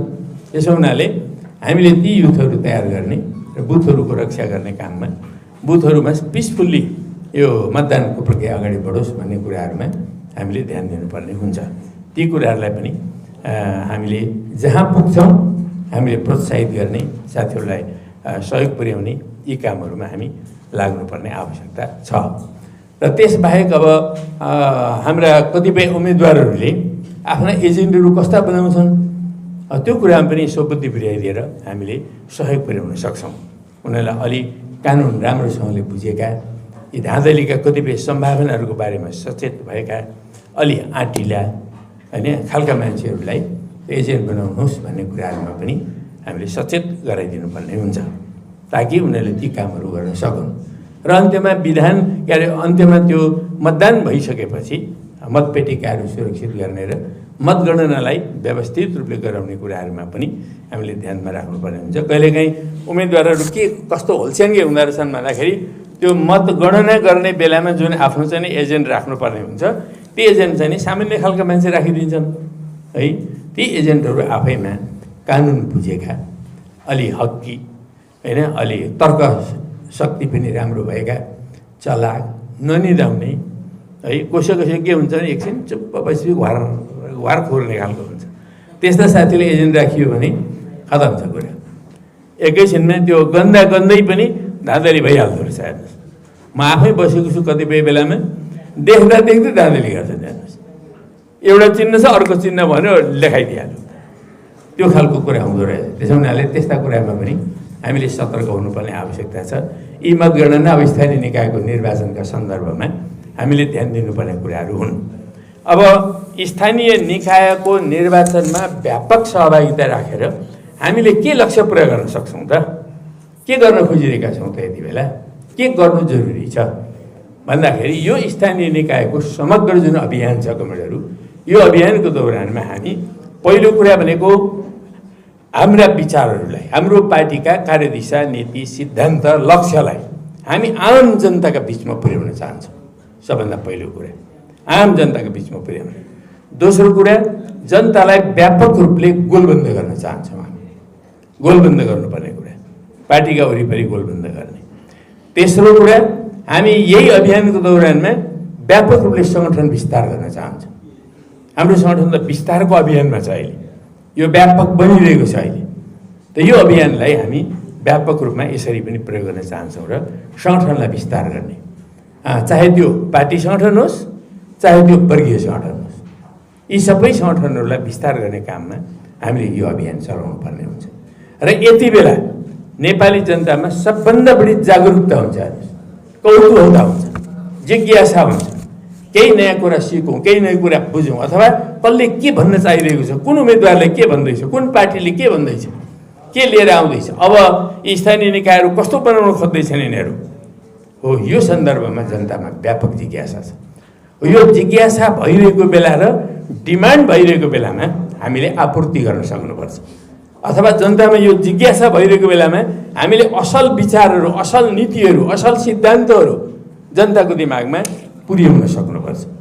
यो चाहिँ हाम्रो निम्ति एउटा ठुलो अवसर, जनतालाई जागरुक बनाउने एउटा ठुलो अवसर हो। त्यो अवसरको रूपमा हामीले यसलाई प्रयोग गरेर हाम्रा विचारहरू व्यापक रूपमा पुर्याउने अभियानको रूपमा यसलाई हामीले प्रयोग गर्नुपर्ने हुन्छ।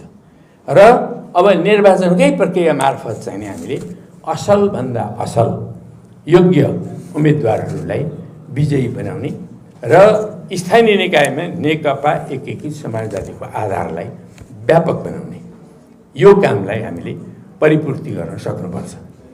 हामीले 44 सालको चुनावमै 12,000 प्रतिनिधि जितेका थियौँ भने अब अहिले यो खुला अवस्थामा एकातिर अब नेकपा एमाले भत्केकै छ।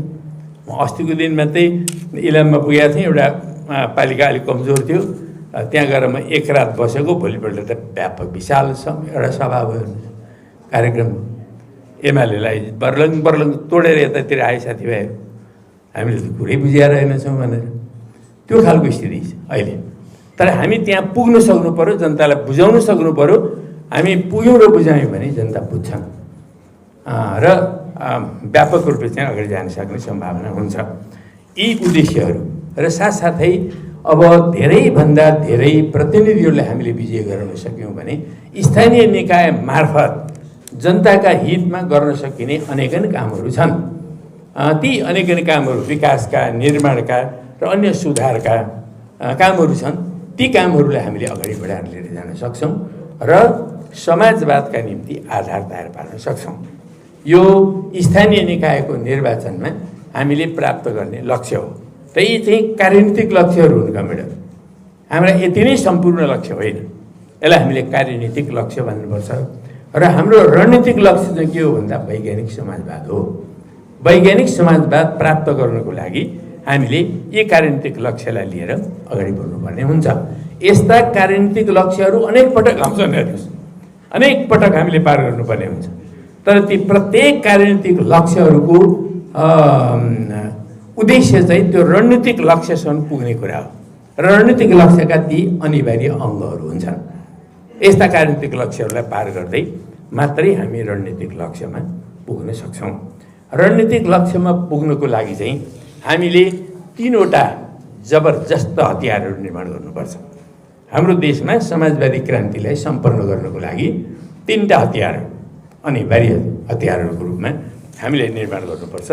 ती 3टा हतियारमध्ये पहिलो कुरा भनेको एउटा सशक्त क्रान्तिकारी कम्युनिस्ट पार्टी, क्रान्तिकारी कार्यदिशा, नीति, सिद्धान्त, लक्ष्य, कार्यशैली र विधि विधानले युक्त भएको कम्युनिस्ट पार्टी र त्यस्तो कम्युनिस्ट पार्टी जो लोकप्रिय होस् र जो जनआधारित होस्, जो राष्ट्रव्यापी होस्, त्यस्तो कम्युनिस्ट पार्टी जसमा गुटबन्दीको कुनै पनि राग नहोस्, हैन, नितान्त एउटा विधि सम्मत ढङ्गले, नीति सम्मत ढङ्गले, सिद्धान्त सम्मत ढङ्गले त्यसका नेताहरू पनि चलुन्, त्यसका कार्यकर्ताहरू पनि चलुन् र पार्टीमा एउटा हो यो नेताहरूको यस्तो व्यवहार चाहिँ वास्तवमा एउटा आदर्श हो, यो आदर्शलाई पछ्याएर जानुपर्छ भने मान्छेमा एउटा गौरवबोध होस्।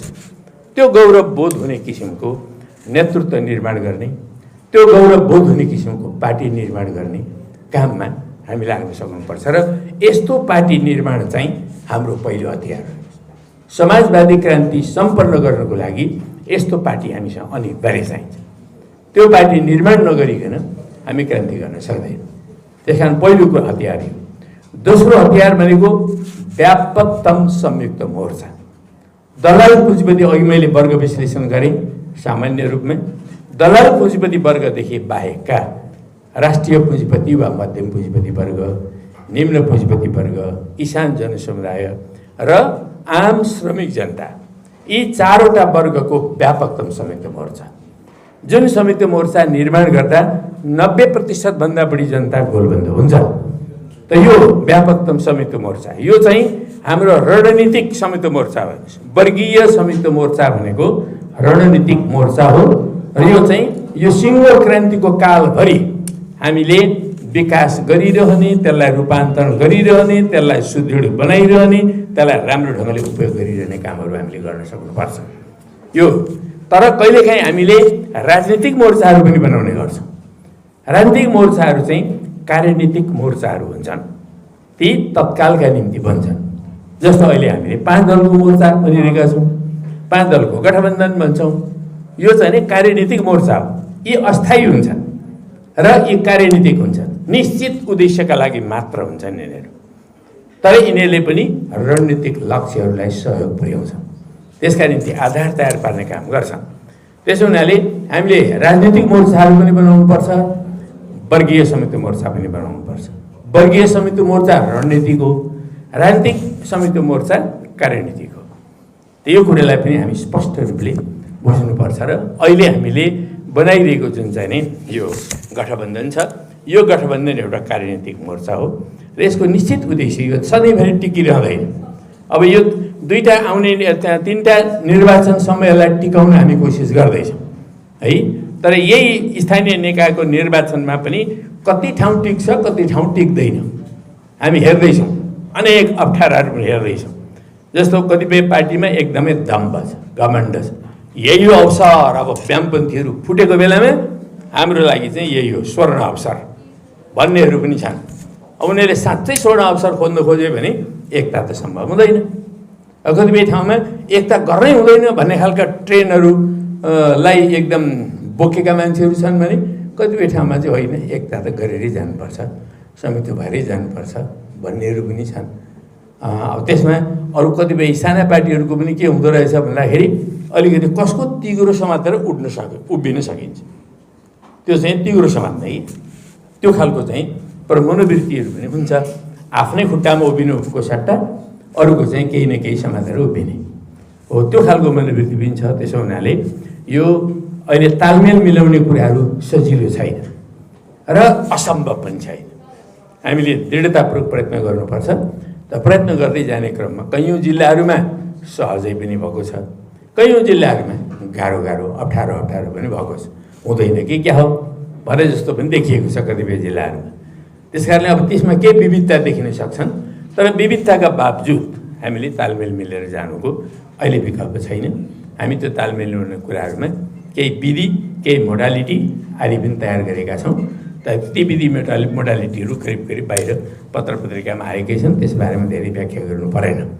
त यसरी हामीले जानुपर्ने हुन्छ र यो संयुक्त मोर्चाका अनेक रूपहरू समेत कायम राख्दै हामीले संयुक्त मोर्चालाई सुदृढ बनायौँ भने यो चाहिँ हाम्रो क्रान्तिको दोस्रो हतियार हेर्नुहोस्।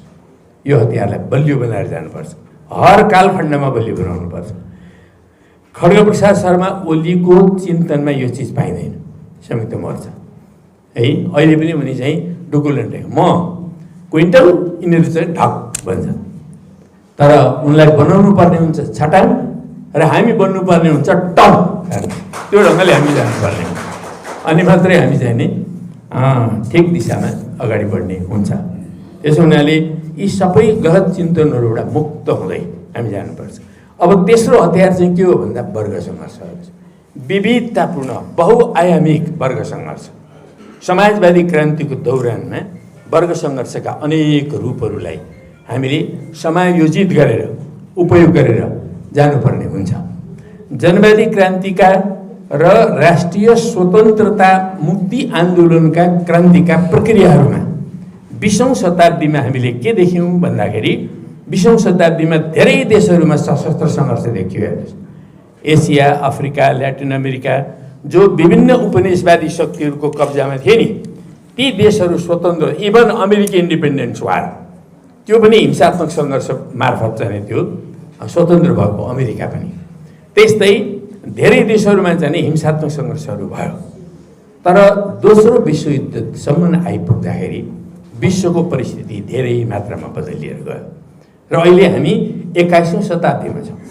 अहिले 21औं शताब्दीमा आउँदा यो विगतका 50 वर्षहरूलाई तपाईँले यसो फर्केर हेर्नुभयो भने कैयौँ देशहरूमा जहाँ मिलिटरी शासन थियो, जहाँ राजतन्त्रात्मक शासन थियो, जहाँ एकदलीय किसिमका तानाशाही शासनहरू थिए, कम्युनिस्ट समाजवादी मुलुक होइन है, त्यसबाहेक थिए, ती तानाशाही व्यवस्थाहरू एकपछि अर्को समाप्त भए धेरै देशहरूमा।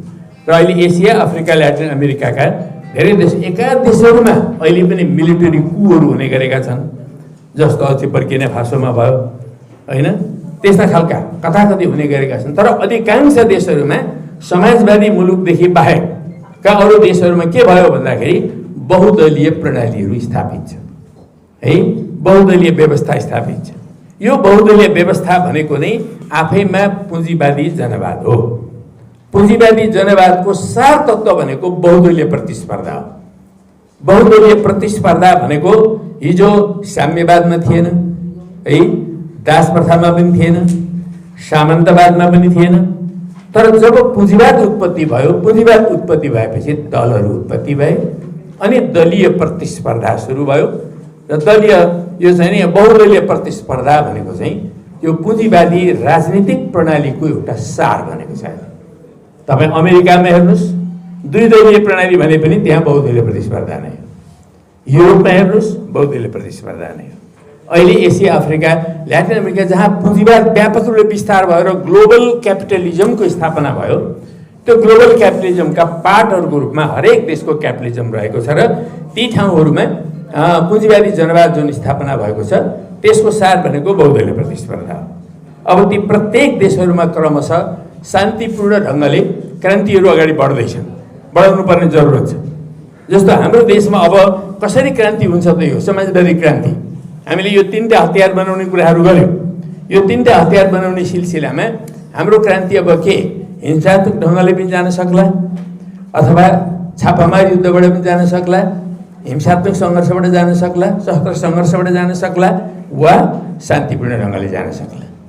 कसरी जाला, के होला यसको, हामीले अहिलेदेखि नै यसको बारेमा गहन विश्लेषण गरेर एउटा ठोस धारणा बनाएर जानुपर्ने हुन्छ। हेर्नुहोस्, हामीले कसरी जान सक्छौँ त भन्दाखेरि कुनै पनि देशमा तपाईँहरूलाई म एउटा सन्दर्भ बताउँ।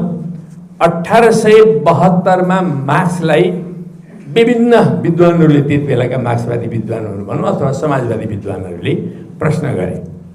उहाँले बोल्नुभन्दा अगाडि चाहिँ प्रश्न गरेछन् कि अब यो हाम्रो समाजवादी रूपान्तरणको प्रक्रिया, सर्वहारा वर्गले सत्ता प्राप्त गर्ने प्रक्रिया यो हिंसात्मक ढङ्गले मात्रै हुन्छ कि शान्तिपूर्ण ढङ्गले पनि हुन सक्छ त, के सम्भावना छन् भन्ने बारेमा चाहिँ नि सोधेपछि उहाँले एउटा लामो भाषण दिनुभएको छ मार्क्सले। त्यो 1872को भाषणमा उहाँ के भन्नुहुन्छ भन्दाखेरि क्रान्ति आम रूपमा पुँजीपति वर्गले जुन ढङ्गले पैतालादेखि टुप्पीसम्म शस्त्रास्त्रले युक्त भएर दमन चक्र चलाउँछ, त्यसका विरुद्ध जाँदा हिंसात्मक सङ्घर्ष अनिवार्य हुन्छ। तर जुन जुन देशहरूमा लोकतान्त्रिक प्रणालीहरू चाहिँ स्थापित हुँदै गएका छन् त्यस्ता देशहरूमा शान्तिपूर्ण ढङ्गले पनि अगाडि बढ्ने सम्भावना हुन्छ। जस्तो इङ्ल्यान्ड र हल्यान्ड। मार्क्सको बेलामा ती इङ्ल्यान्ड र हल्यान्डमा चाहिँ अलिक लोकतान्त्रिक प्रणाली रहेछ। त्यो लोकतान्त्रिक प्रणाली भएका देशहरूमा चाहिँ सर्वहारावर्गले शान्तिपूर्ण ढङ्गले पनि सत्ता कब्जा गर्ने सम्भावना हुन्छ भनेर उहाँले भन्नुभयो। त्यो भनिसकेपछि अनि विश्वका चाहिँ मार्क्सवादीहरू अथवा कम्युनिस्टहरूले दुईटै सम्भावनालाई खोज्न थाले। त्यो खोज्दै गए। अब अहिले हाम्रो देशको यो परिस्थितिमा उभिएर हामी के भन्छौँ भन्दाखेरि जस्तो जुन देशमा जनताले प्राप्त गर्ने मौलिक हक अधिकारहरू, लेख्ने, पढ्ने, सङ्गठन गर्ने, आलोचना गर्ने, विरोध गर्ने आदि, छाप्ने है, यी चिजहरू जुन देशमा प्राप्त छन् है, एक जुन देशका जनतालाई सङ्गठन बनाउने, आफ्नो विचारका आधारमा पार्टी सङ्गठन निर्माण गर्ने र त्यो पार्टी सङ्गठनलाई विस्तार गर्ने, बलियो बनाउने, सुदृढ गर्ने यी अधिकारहरू जनतासँग छन्। दोस्रो कुरा, र जुन देशमा बालिग मताधिकारका आधारमा निर्वाचन हुने व्यवस्था छ, कुनै पनि बालिगले निर्वाचनमा सहभागी हुने मौका पाउँछ, चाहे त्यो पुरुष होस् चाहे के अरे महिला। जस्तो अमेरिकाको पहिलो संविधान बन्यो नि, त्यो पहिलो संविधानमा त 10% मान्छेलाई पनि के अरे मतदानको अधिकार दिएर अमेरिकाको लोकतन्त्र एकदम चाहिँ त्यो हो समृद्ध बडा चाहिँ आदर्श हो भन्छन् नि। पछि पछि पछि पछि अनेकन संशोधनहरू मार्फत मात्रै त्यहाँ महिलाहरूलाई पनि अधिकार दिइयो, त्यहाँ बल्ल बल्ल कालाहरूलाई अधिकार दिइयो, त्यहाँ गैर उसबाट चाहिँ पूर्वका मान्छेहरूलाई, एसियाटिक मान्छेहरूलाई पनि अधिकार दिइयो है, र आज बल्ल त्यो ठाउँमा आइपुगेका छन्। त्यस्तै अब हाम्रो देशमा हामीले चाहिँ जुन ढङ्गले यो बालिग मताधिकारको अधिकार प्राप्त गरेका छौँ, अहिले पनि हामीलाई प्राप्त छ, र जुन देशमा जनताबाट निर्वाचित सरकारले शासन गर्ने व्यवस्था हुन्छ, यी चिजहरू भएको ठाउँमा सशस्त्र सङ्घर्षको आवश्यकता पर्दैन। त्यहाँ शान्तिपूर्ण ढङ्गले अगाडि बढ्ने गुन्जाइस हुन्छ। त्यसो हुनाले नेपालको समाजवादी क्रान्तिका निम्ति अहिले हामीसँग हामीले नै बनाएको संविधान छ र यी हक अधिकारहरू हामीसँग छन्, संविधान प्रदत्त हकहरू हुन् यिनीहरू। त्यसो हुनाले यी संविधान प्रदत्त हकहरू भएको बेलामा हामीले चाहिँ नि अब हिंसात्मक सङ्घर्षको बाटो हिँड्नुपर्ने जरुरत छैन। अस्ति विप्लवका दुईजना साथीहरू, विप्लव र चाहिँ ती प्रकाण्ड भन्ने मान्छे मसँग 2-3 चोटि आए, यिनै सैद्धान्तिक विषयहरूमा छलफल गर्नको लागि भनेर आए। मसँग लामो छलफल। उनीहरू चाहिँ के भन्दा रहेछन् भन्दा जनमत सङ्ग्रह पहिला गर्नु पर्यो, जनमत सङ्ग्रह गरेर मात्रै अनि हामी अगाडि बढ्ने भन्दा रहेछ। उनीहरूको कार्यनीति त्यसो रहेछ। अनि मैले उनीहरूलाई सोधेँ, जनमत सङ्ग्रह भनेको त हरेक दिन गर्ने चिज त होइन, हरेक महिना गर्ने चिज पनि होइन, हरेक वर्ष गर्ने चिज पनि होइन। तपाईँ जे इस्यु अगाडि सारेर जनमत सङ्ग्रह गर्नुहुन्छ त्यसमा एउटा निष्कर्ष एकजना मात्रै बहुमत भएर जनताले दियो भने पनि त्यो निष्कर्षलाई तपाईँले कम्तीमा 10 वर्ष त पर्खनै पर्छ, अर्को जनमत सङ्ग्रह गर्नुहुन्छ भने पनि। त्यसो हुनाले यो जनमत सङ्ग्रहको जुन बाटो तपाईँहरू अप्नाइरहनु भएको छ यो त क्रान्तिकारी होइन, यो बाटो मार्फत त प्रतिक्रान्तितर्फ पो गइन्छ भनेर लामो व्याख्या गरेपछि तिनीहरू कन्भिन्स भए। अनि चुनावलाई भाग लिने नलिने भन्दाखेरि चुनावमा भाग नलिने रहेछ उनीहरूको मत। अनि मैले लेनिनलाई तपाईँहरूले कति पढ्नु भएको छ, लेनिनका 45वटा भलम पढ्नुहोस्। मैले 2041 सालमा पढाएको थिएँ, त्यो पढ्नुहोस्। र लेनिनले 220वटा लेख चाहिँ संसदीय सङ्घर्षको बारेमा मात्रै लेख्नु भएको छ। त्यो संसदीय सङ्घर्षको बारेमा किन आवश्यक पर्छ, एउटा पुँजीवादी संसदभित्र भाग लिनुपर्ने जरुरत किन पर्छ, त्यसको के महत्त्व छ, वर्ग सङ्घर्षलाई विकास गर्ने क्रममा, समाजवादी क्रान्तिलाई विकास गर्ने क्रममा ती चिजहरूको महत्त्व के हुन्छ भन्ने बारेमा सविस्तार उहाँले जुन ढङ्गले व्याख्या गर्नुभएको छ त्यो व्याख्या मैले उहाँहरूलाई सुनाएर व्याख्या गरेपछि अनि विप्लवले के भने भन्दा हो हामीले पनि वास्तवमा भाग लिनैपर्छ, भने अनि तपाईँहरू के गर्नुहोस् त पार्टीको धारणा त्यस्तो छैन क्या र भनेको होइन। हाम्रो केन्द्रीय कमिटीको बैठक हुँदैछ, त्यो केन्द्रीय कमिटीको बैठकमा हामी राख्छौँ, हामी पनि उपयोग गर्छौँ अब भन्ने निष्कर्षमा पुगेँ। ल अनि त्यस पछाडि चाहिँ नि अब हामी जान्छौँ भनेर चाहिँ हामी त्यो गर्छौँ भनेर भनेको थिएँ। पछि कपिलवस्तुमा उनीहरूले केन्द्रीय कमिटीको बैठक राखेछन्, तर बैठकमा उनीहरू अल्पमतमा परे, त्यो पास गर्न चाहिँ सकेनन्। अनि बिचको बाटो अप्नाएछन् उनीहरूले, बिचको बाटो अप्नाएका छन्। तर कमसेकम 1 स्टेप फरवर्ड भयो। क्रमशः सबै कम्युनिस्टहरूले वास्तवमा चाहिँ एउटा एकताबद्ध भएर यो कार्यनीतिलाई, संसदीय सङ्घर्षको कार्यनीतिलाई, संसदीय सङ्घर्षका पनि 2टा कार्यनीति हुन्छन्। एउटा संसदवादी बुर्जुवा संसदवादको कार्यनीति, एउटा क्रान्तिकारी संसदवादको कार्यनीति। क्रान्तिकारी संसदवाद भनेको त्यसलाई उपयोग गरेर समाजवादी लक्ष्यतर्फ संसदलाई पनि प्रयोग गर्ने कार्यनीति हो। अर्को चाहिँ त्यहीँ जाने त्यहीँ डुब्ने हो, एउटा निर्वाचनदेखि अर्को निर्वाचनसम्म। जस्तो अहिले खड्गप्रसाद शर्मा ओलीको कार्यदिशा, त्यो कार्यनीति चाहिँ त्यस्तो बन्न पुगेको छ। त त्यो ढङ्गले जाने 2टा कार्यनीतिहरू हुन्छन्। हाम्रो पार्टीले चाहिँ क्रान्तिकारी संसदवादको कार्यनीति लिएर अगाडि बढ्नुपर्छ र सबै कम्युनिस्टहरूले त्यही बाटो लिएर जान सक्नुपर्छ।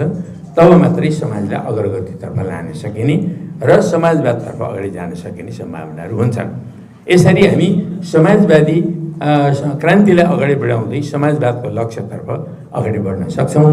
र यसको निम्ति हामीले अहिलेको अवस्थामा यो दक्षिणपन्थी अवसरवादको व्यापक रूपले खण्डन गर्ने काम, यो कसरी उत्पत्ति भयो, कसरी यो विकास हुँदै आयो र चाहिँ नि के कारणले यसले चाहिँ नेपालको कम्युनिस्ट आन्दोलनलाई अप्ठ्यारो पारिरहेको छ भन्ने बारेमा हामीले व्यापक रूपले खण्डन गर्नु जरुरी छ। त्यो खण्डनलाई जति नीतिनिष्ठ ढङ्गले र सिद्धान्तनिष्ठ ढङ्गले, केपी ओली यस्तो घमण्डी आदि इत्यादि भने केपी ओलीको व्यक्तिगत विरुद्धको केही अर्थ हुँदैन। कमेन्टहरू नीतिगत, सिद्धान्तगत र कार्यनीतिगत खण्डन चाहिँ हामीले गहिरो गर्नुपर्छ। त्यो गहिरो गऱ्यौँ भने हाम्रो पार्टीका कार्यदिशा, नीति, सिद्धान्त त्यत्तिकै बढी मात्रामा स्थापित हुन्छन् र हाम्रो पार्टीको विकास र विस्तार पनि त्यत्तिकै व्यापक भएर जान्छ। र बिस्तारी हामी अहिले जुन ढङ्गले जाँदैछौँ, यो रफ्तारलाई हामीले साँच्चै नै एउटा वैचारिक राजनीतिक धार दिएर हामीले अगाडि बढायौँ भने पार्टी एकातिर व्यापक हुने र वर्गीय सङ्गठनहरू पनि त्यही ढङ्गले व्यापक रूपले गोलबन्द हुँदै जाने स्थिति हुन्छ। अहिले हामी 6 महिनाको बिचमा यो पार्टी जुन ठाउँमा निर्माण गरेका छौँ, हामीले साँच्चै नै नीतिनिष्ठ, विधिनिष्ठ, सिद्धान्तनिष्ठ भएर यो पार्टीलाई निर्माण गर्ने काममा दृढतापूर्वक अगाडि बढ्यौँ भने कमेन्टहरू 1 वर्ष 2 वर्षको बिचमा यो नेकपा एकीकृत समाजवादी नै यो देशको एउटा चाहिँ एकमात्र एकीकृत र अगुवा पार्टीको रूपमा, केन्द्रबिन्दु पार्टीको रूपमा यो विकास गरेर छोड्छ र यसलाई त्यसरी विकास गर्ने क्रममा हामीहरू लाग्नुपर्छ। र यसरी यो पार्टी अगाडि बढ्यो भने, यसरी अगाडि बढाउन हामीले सक्यौँ भने देशका 77 जिल्लाहरूमा हाम्रो आधार चाहिँ व्यापक बन्दै जान्छ र जनतालाई व्यापक रूपले गोलबन्द गर्न सकिन्छ। र अहिलेको चुनाव चाहिँ हाम्रो परीक्षण मात्रै हो होइन, हामीले त्यसलाई उपयोग गर्ने र हाम्रो आधारहरू तयार पार्ने काम हुन्छ। तर आउने चुनाव जुन हुन्छ, next election will be the election of CPN-US, त्यो हामीले बनाएर जान सक्नुपर्छ। त्यो साँच्चै नै त्यो बन्न सक्छ कमेन्टहरू, त्यो व्यापक सम्भावना छन्। त्यसो हुनाले म अन्त्यमा तपाईँहरूलाई के भन्छु भने अब यो देशका 77 जिल्ला नेकपा US का किल्ला अथवा लाल किल्ला बनाउने गरिकन हामीहरू अगाडि बढ्नु पर्यो। र तपाईँहरू जो राष्ट्र सेवकहरू हुनुहुन्छ, राष्ट्र सेवकहरू आफैमा एउटा अत्यन्त महत्त्वपूर्ण शक्ति हो। तपाईँहरूसँग जुन ढङ्गले मुलुक चलाउने अनुभवहरू छन्, विकास गर्ने अनुभवहरू छन्, निर्माण गर्ने अनुभवहरू छन्, त्यसरी नै प्रशासन सञ्चालन गर्ने अनुभवहरू छन्। प्रशासन आफैमा यो विकास र निर्माण र समाजको रूपान्तरण गर्ने काममा एउटा अत्यन्त महत्त्वपूर्ण शक्ति हो। जस्तो लेनिनले अक्टोबर क्रान्ति गर्नुभयो, अक्टोबर क्रान्ति सम्पन्न भइसक्यो, त्यति बेलाका सब कर्मचारीहरू हटाइयो त्यति बेला, र नयाँ मान्छेहरूलाई चाहिँ कर्मचारी बनाइयो। नयाँ मान्छेले न अफिस सञ्चालन गर्न सकेका छन्, न अफिस सङ्गठित गर्न सक्छन्, काम गर्न सकेनन् हेर्नुहोस्। अनि त्यस पछाडि फेरि 1 वर्ष जतिको अनुभव हेरेपछि पहिलाका को मान्छेहरू हुन् भनेर सबैलाई खोजेर अनि हामीलाई समर्थन गर्न सक्ने मान्छेहरू सबैलाई ल्याएर फेरि राखौँ भनेर चाहिँ उहाँले ल्याएर राख्नुभयो र तिनै मान्छेहरू मार्फत रूपान्तरित मान्छेहरू मार्फत चाहिँ नि नयाँ प्रशासनको विकास गरेर जानु। त्यस पछाडि फेरि समाजमा गति आयो हेर्नुहोस्। त्यसो हुनाले राष्ट्र सेवकहरूको भूमिका कुनै पनि देशको समाजको रूपान्तरणको क्रममा महत्त्वपूर्ण भूमिका हुन्छ। आम जनताको अब निर्णायक भूमिका हुने नै भयो, तर त्यो जनतालाई अगुवाई गर्ने, उनीहरूलाई ठिक ढङ्गले एउटा दिशा दिने आदि गर्ने कुराहरूमा र समाजलाई यस्तो पिसफुल्ली रूपान्तरण गर्ने समाजमा चाहिँ राष्ट्र सेवकहरूको भूमिका एकदमै ठुलो हुन्छ। त्यसकारणले त्यो भूमिका निर्वाह गर्नको निम्ति यहाँहरूले आफूलाई अत्यन्तै सचेत बनाउनुहोस्, सङ्गठित बनाउनुहोस् र यो जो एकीकृत सरकारी कर्मचारी सङ्गठन नेपाल जो गठन भएको छ यो पनि एउटा नवीन सङ्गठन हो। नयाँ ढङ्गले तपाईँहरू अहिले समाजवादको बाटोतर्फ, यो देशलाई समाजवादको लक्ष्यतर्फ लानुपर्छ भन्ने एउटा सङ्कल्पका साथ तपाईँहरू चाहिँ जुन ढङ्गले पुनर्गठित हुनुभएको छ, यो पुनर्गठित भएको जो अभियान हो, यो सङ्गठन हो, तपाईँहरू सबैलाई, हाम्रो मोहनजीदेखि लिएर तपाईँहरू सबैलाई म पार्टीको तर्फबाट हार्दिक हार्दिक अभिवादन र बधाई ज्ञापन गर्न चाहन्छु। तपाईँहरूले जुन ढङ्गले काम गर्नुभएको छ यो एकदमै प्रशंसा लायक काम हो र यो सङ्गठनलाई चाँडोभन्दा चाँडो तपाईँले यो छोटो अवधिमा एउटा राम्रो सङ्गठनको रूपमा विकास गरिसक्नु भएको छ। सम्भवतः अहिलेको अवस्थामा यही सबभन्दा ठुलो सङ्गठन हुन्छ है क्या हो?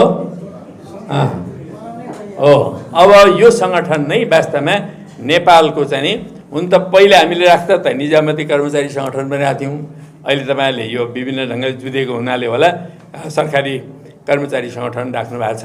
ठिक छ, यही सङ्गठन वास्तवमा नेपालका राष्ट्र सेवकहरूको एकमात्र मूल सङ्गठनको रूपमा, नेतृत्वदायी सङ्गठनको रूपमा र मार्गदर्शक सङ्गठनको रूपमा यसलाई स्थापित गरेर लानुपर्छ। तपाईँहरू चाँडोभन्दा चाँडो 77 जिल्लाहरूमा र सबै तल्ला इकाइहरूमा पनि आफ्नो सङ्गठनलाई विस्तार गर्नको लागि सफल हुनुहोस्। मेरो धेरै धेरै शुभकामना छ र सिङ्गो नेपाललाई अब एउटा लाल किल्ला बनाउने दिशामा हामी अगाडि बढ्दैछौँ। तपाईँ हामीलाई कुनै उमेरले छेक्दैन है। तपाईँहरू जति यङ हुनुहुन्छ म पनि त्यत्तिकै यङ छु अहिले है, उमेरले छेक्दैन। त्यसकारण विचारको कुरा, नीतिको कुरा, सिद्धान्तको कुरामा कुनै उमेरले केही तलमाथि पार्दैन। ती कुराहरूमा हामी अगाडि बढेर जानुपर्छ र सिङ्गो देशलाई रूपान्तरण गर्ने काममा एकदमै दृढतापूर्वक हामीहरू अगाडि बढौँ। त्यसरी अगाडि बढ्ने सिलसिलामा नयाँ नयाँ सफलताहरू प्राप्त गर्न सक्नुहोस्। यो नयाँ वर्ष वास्तवमा चाहिँ एउटा विराट सम्भावना लिएर हाम्रो सामु आइरहेको छ। त्यो विराट सम्भावनालाई पल पलमा पक्रौँ र व्यवहारमा उतारौँ र देशलाई अग्रगतितर्फ लाने एउटा आधार तयार पारौँ। अहिले हामी यो गठबन्धनभित्र कतिपय मान्छेले यो त सानो सङ्गठन, चोइटेको सङ्गठन भन्ने खालको कुरा गर्दैछन्, तर चोइटेको सङ्गठन होइन। यो विद्रोह गरेर बनेको सङ्गठन हो र वास्तवमा यो पार्टीले नै नेकपा स्थापना गर्दाखेरिको जुन मूल भावना हो त्यसलाई यही पार्टीले प्रतिनिधित्व गर्छ। हामीले 32 सालमा जुन कोर्डिनेसन बनाएका थियौँ त्यसको भावना र धारलाई पनि यही पार्टीले प्रतिनिधित्व गर्छ। नेकपा माले बनाएका थियौँ हामीले 35 सालदेखि 48 सालसम्म चलायौँ हामीले होइन, त्यो पार्टीको भावनालाई पनि यसैले प्रतिनिधित्व गर्छ। र नेकपा एमाले जसलाई हामीले 48 सालदेखि लिएर 74 सालसम्म सञ्चालन गऱ्यौँ त्यो पार्टीको भावनालाई पनि यसैले प्रतिनिधित्व गर्छ। र अहिलेको युगमा सबभन्दा क्रान्तिकारी पार्टी भनेको नेकपा एकीकृत समाजवादी नै हो र यसलाई हामीले सुदृढ र व्यापक बनाउँदै समाजवादी क्रान्तिले अगाडि बढाउनु पर्नेछ। त्यसको लागि हामी सबैले सङ्कल्पबद्ध भएर योगदान गरौँ, अगाडि बढौँ र सिङ्गो देशलाई एउटा नयाँ नेपालमा निर्माण गर्ने काममा दृढतापूर्वक अगाडि बढौँ। र यो अगाडि बढ्ने क्रममा यो हाम्रो सङ्गठनले ठुल्ठुला अग्रगति र प्रगतिहरू प्राप्त गर्दै जाओस्। मेरो धेरै धेरै शुभकामनाका साथ मेरा भनाइहरू समाप्त पार्छु। लाल सलाम।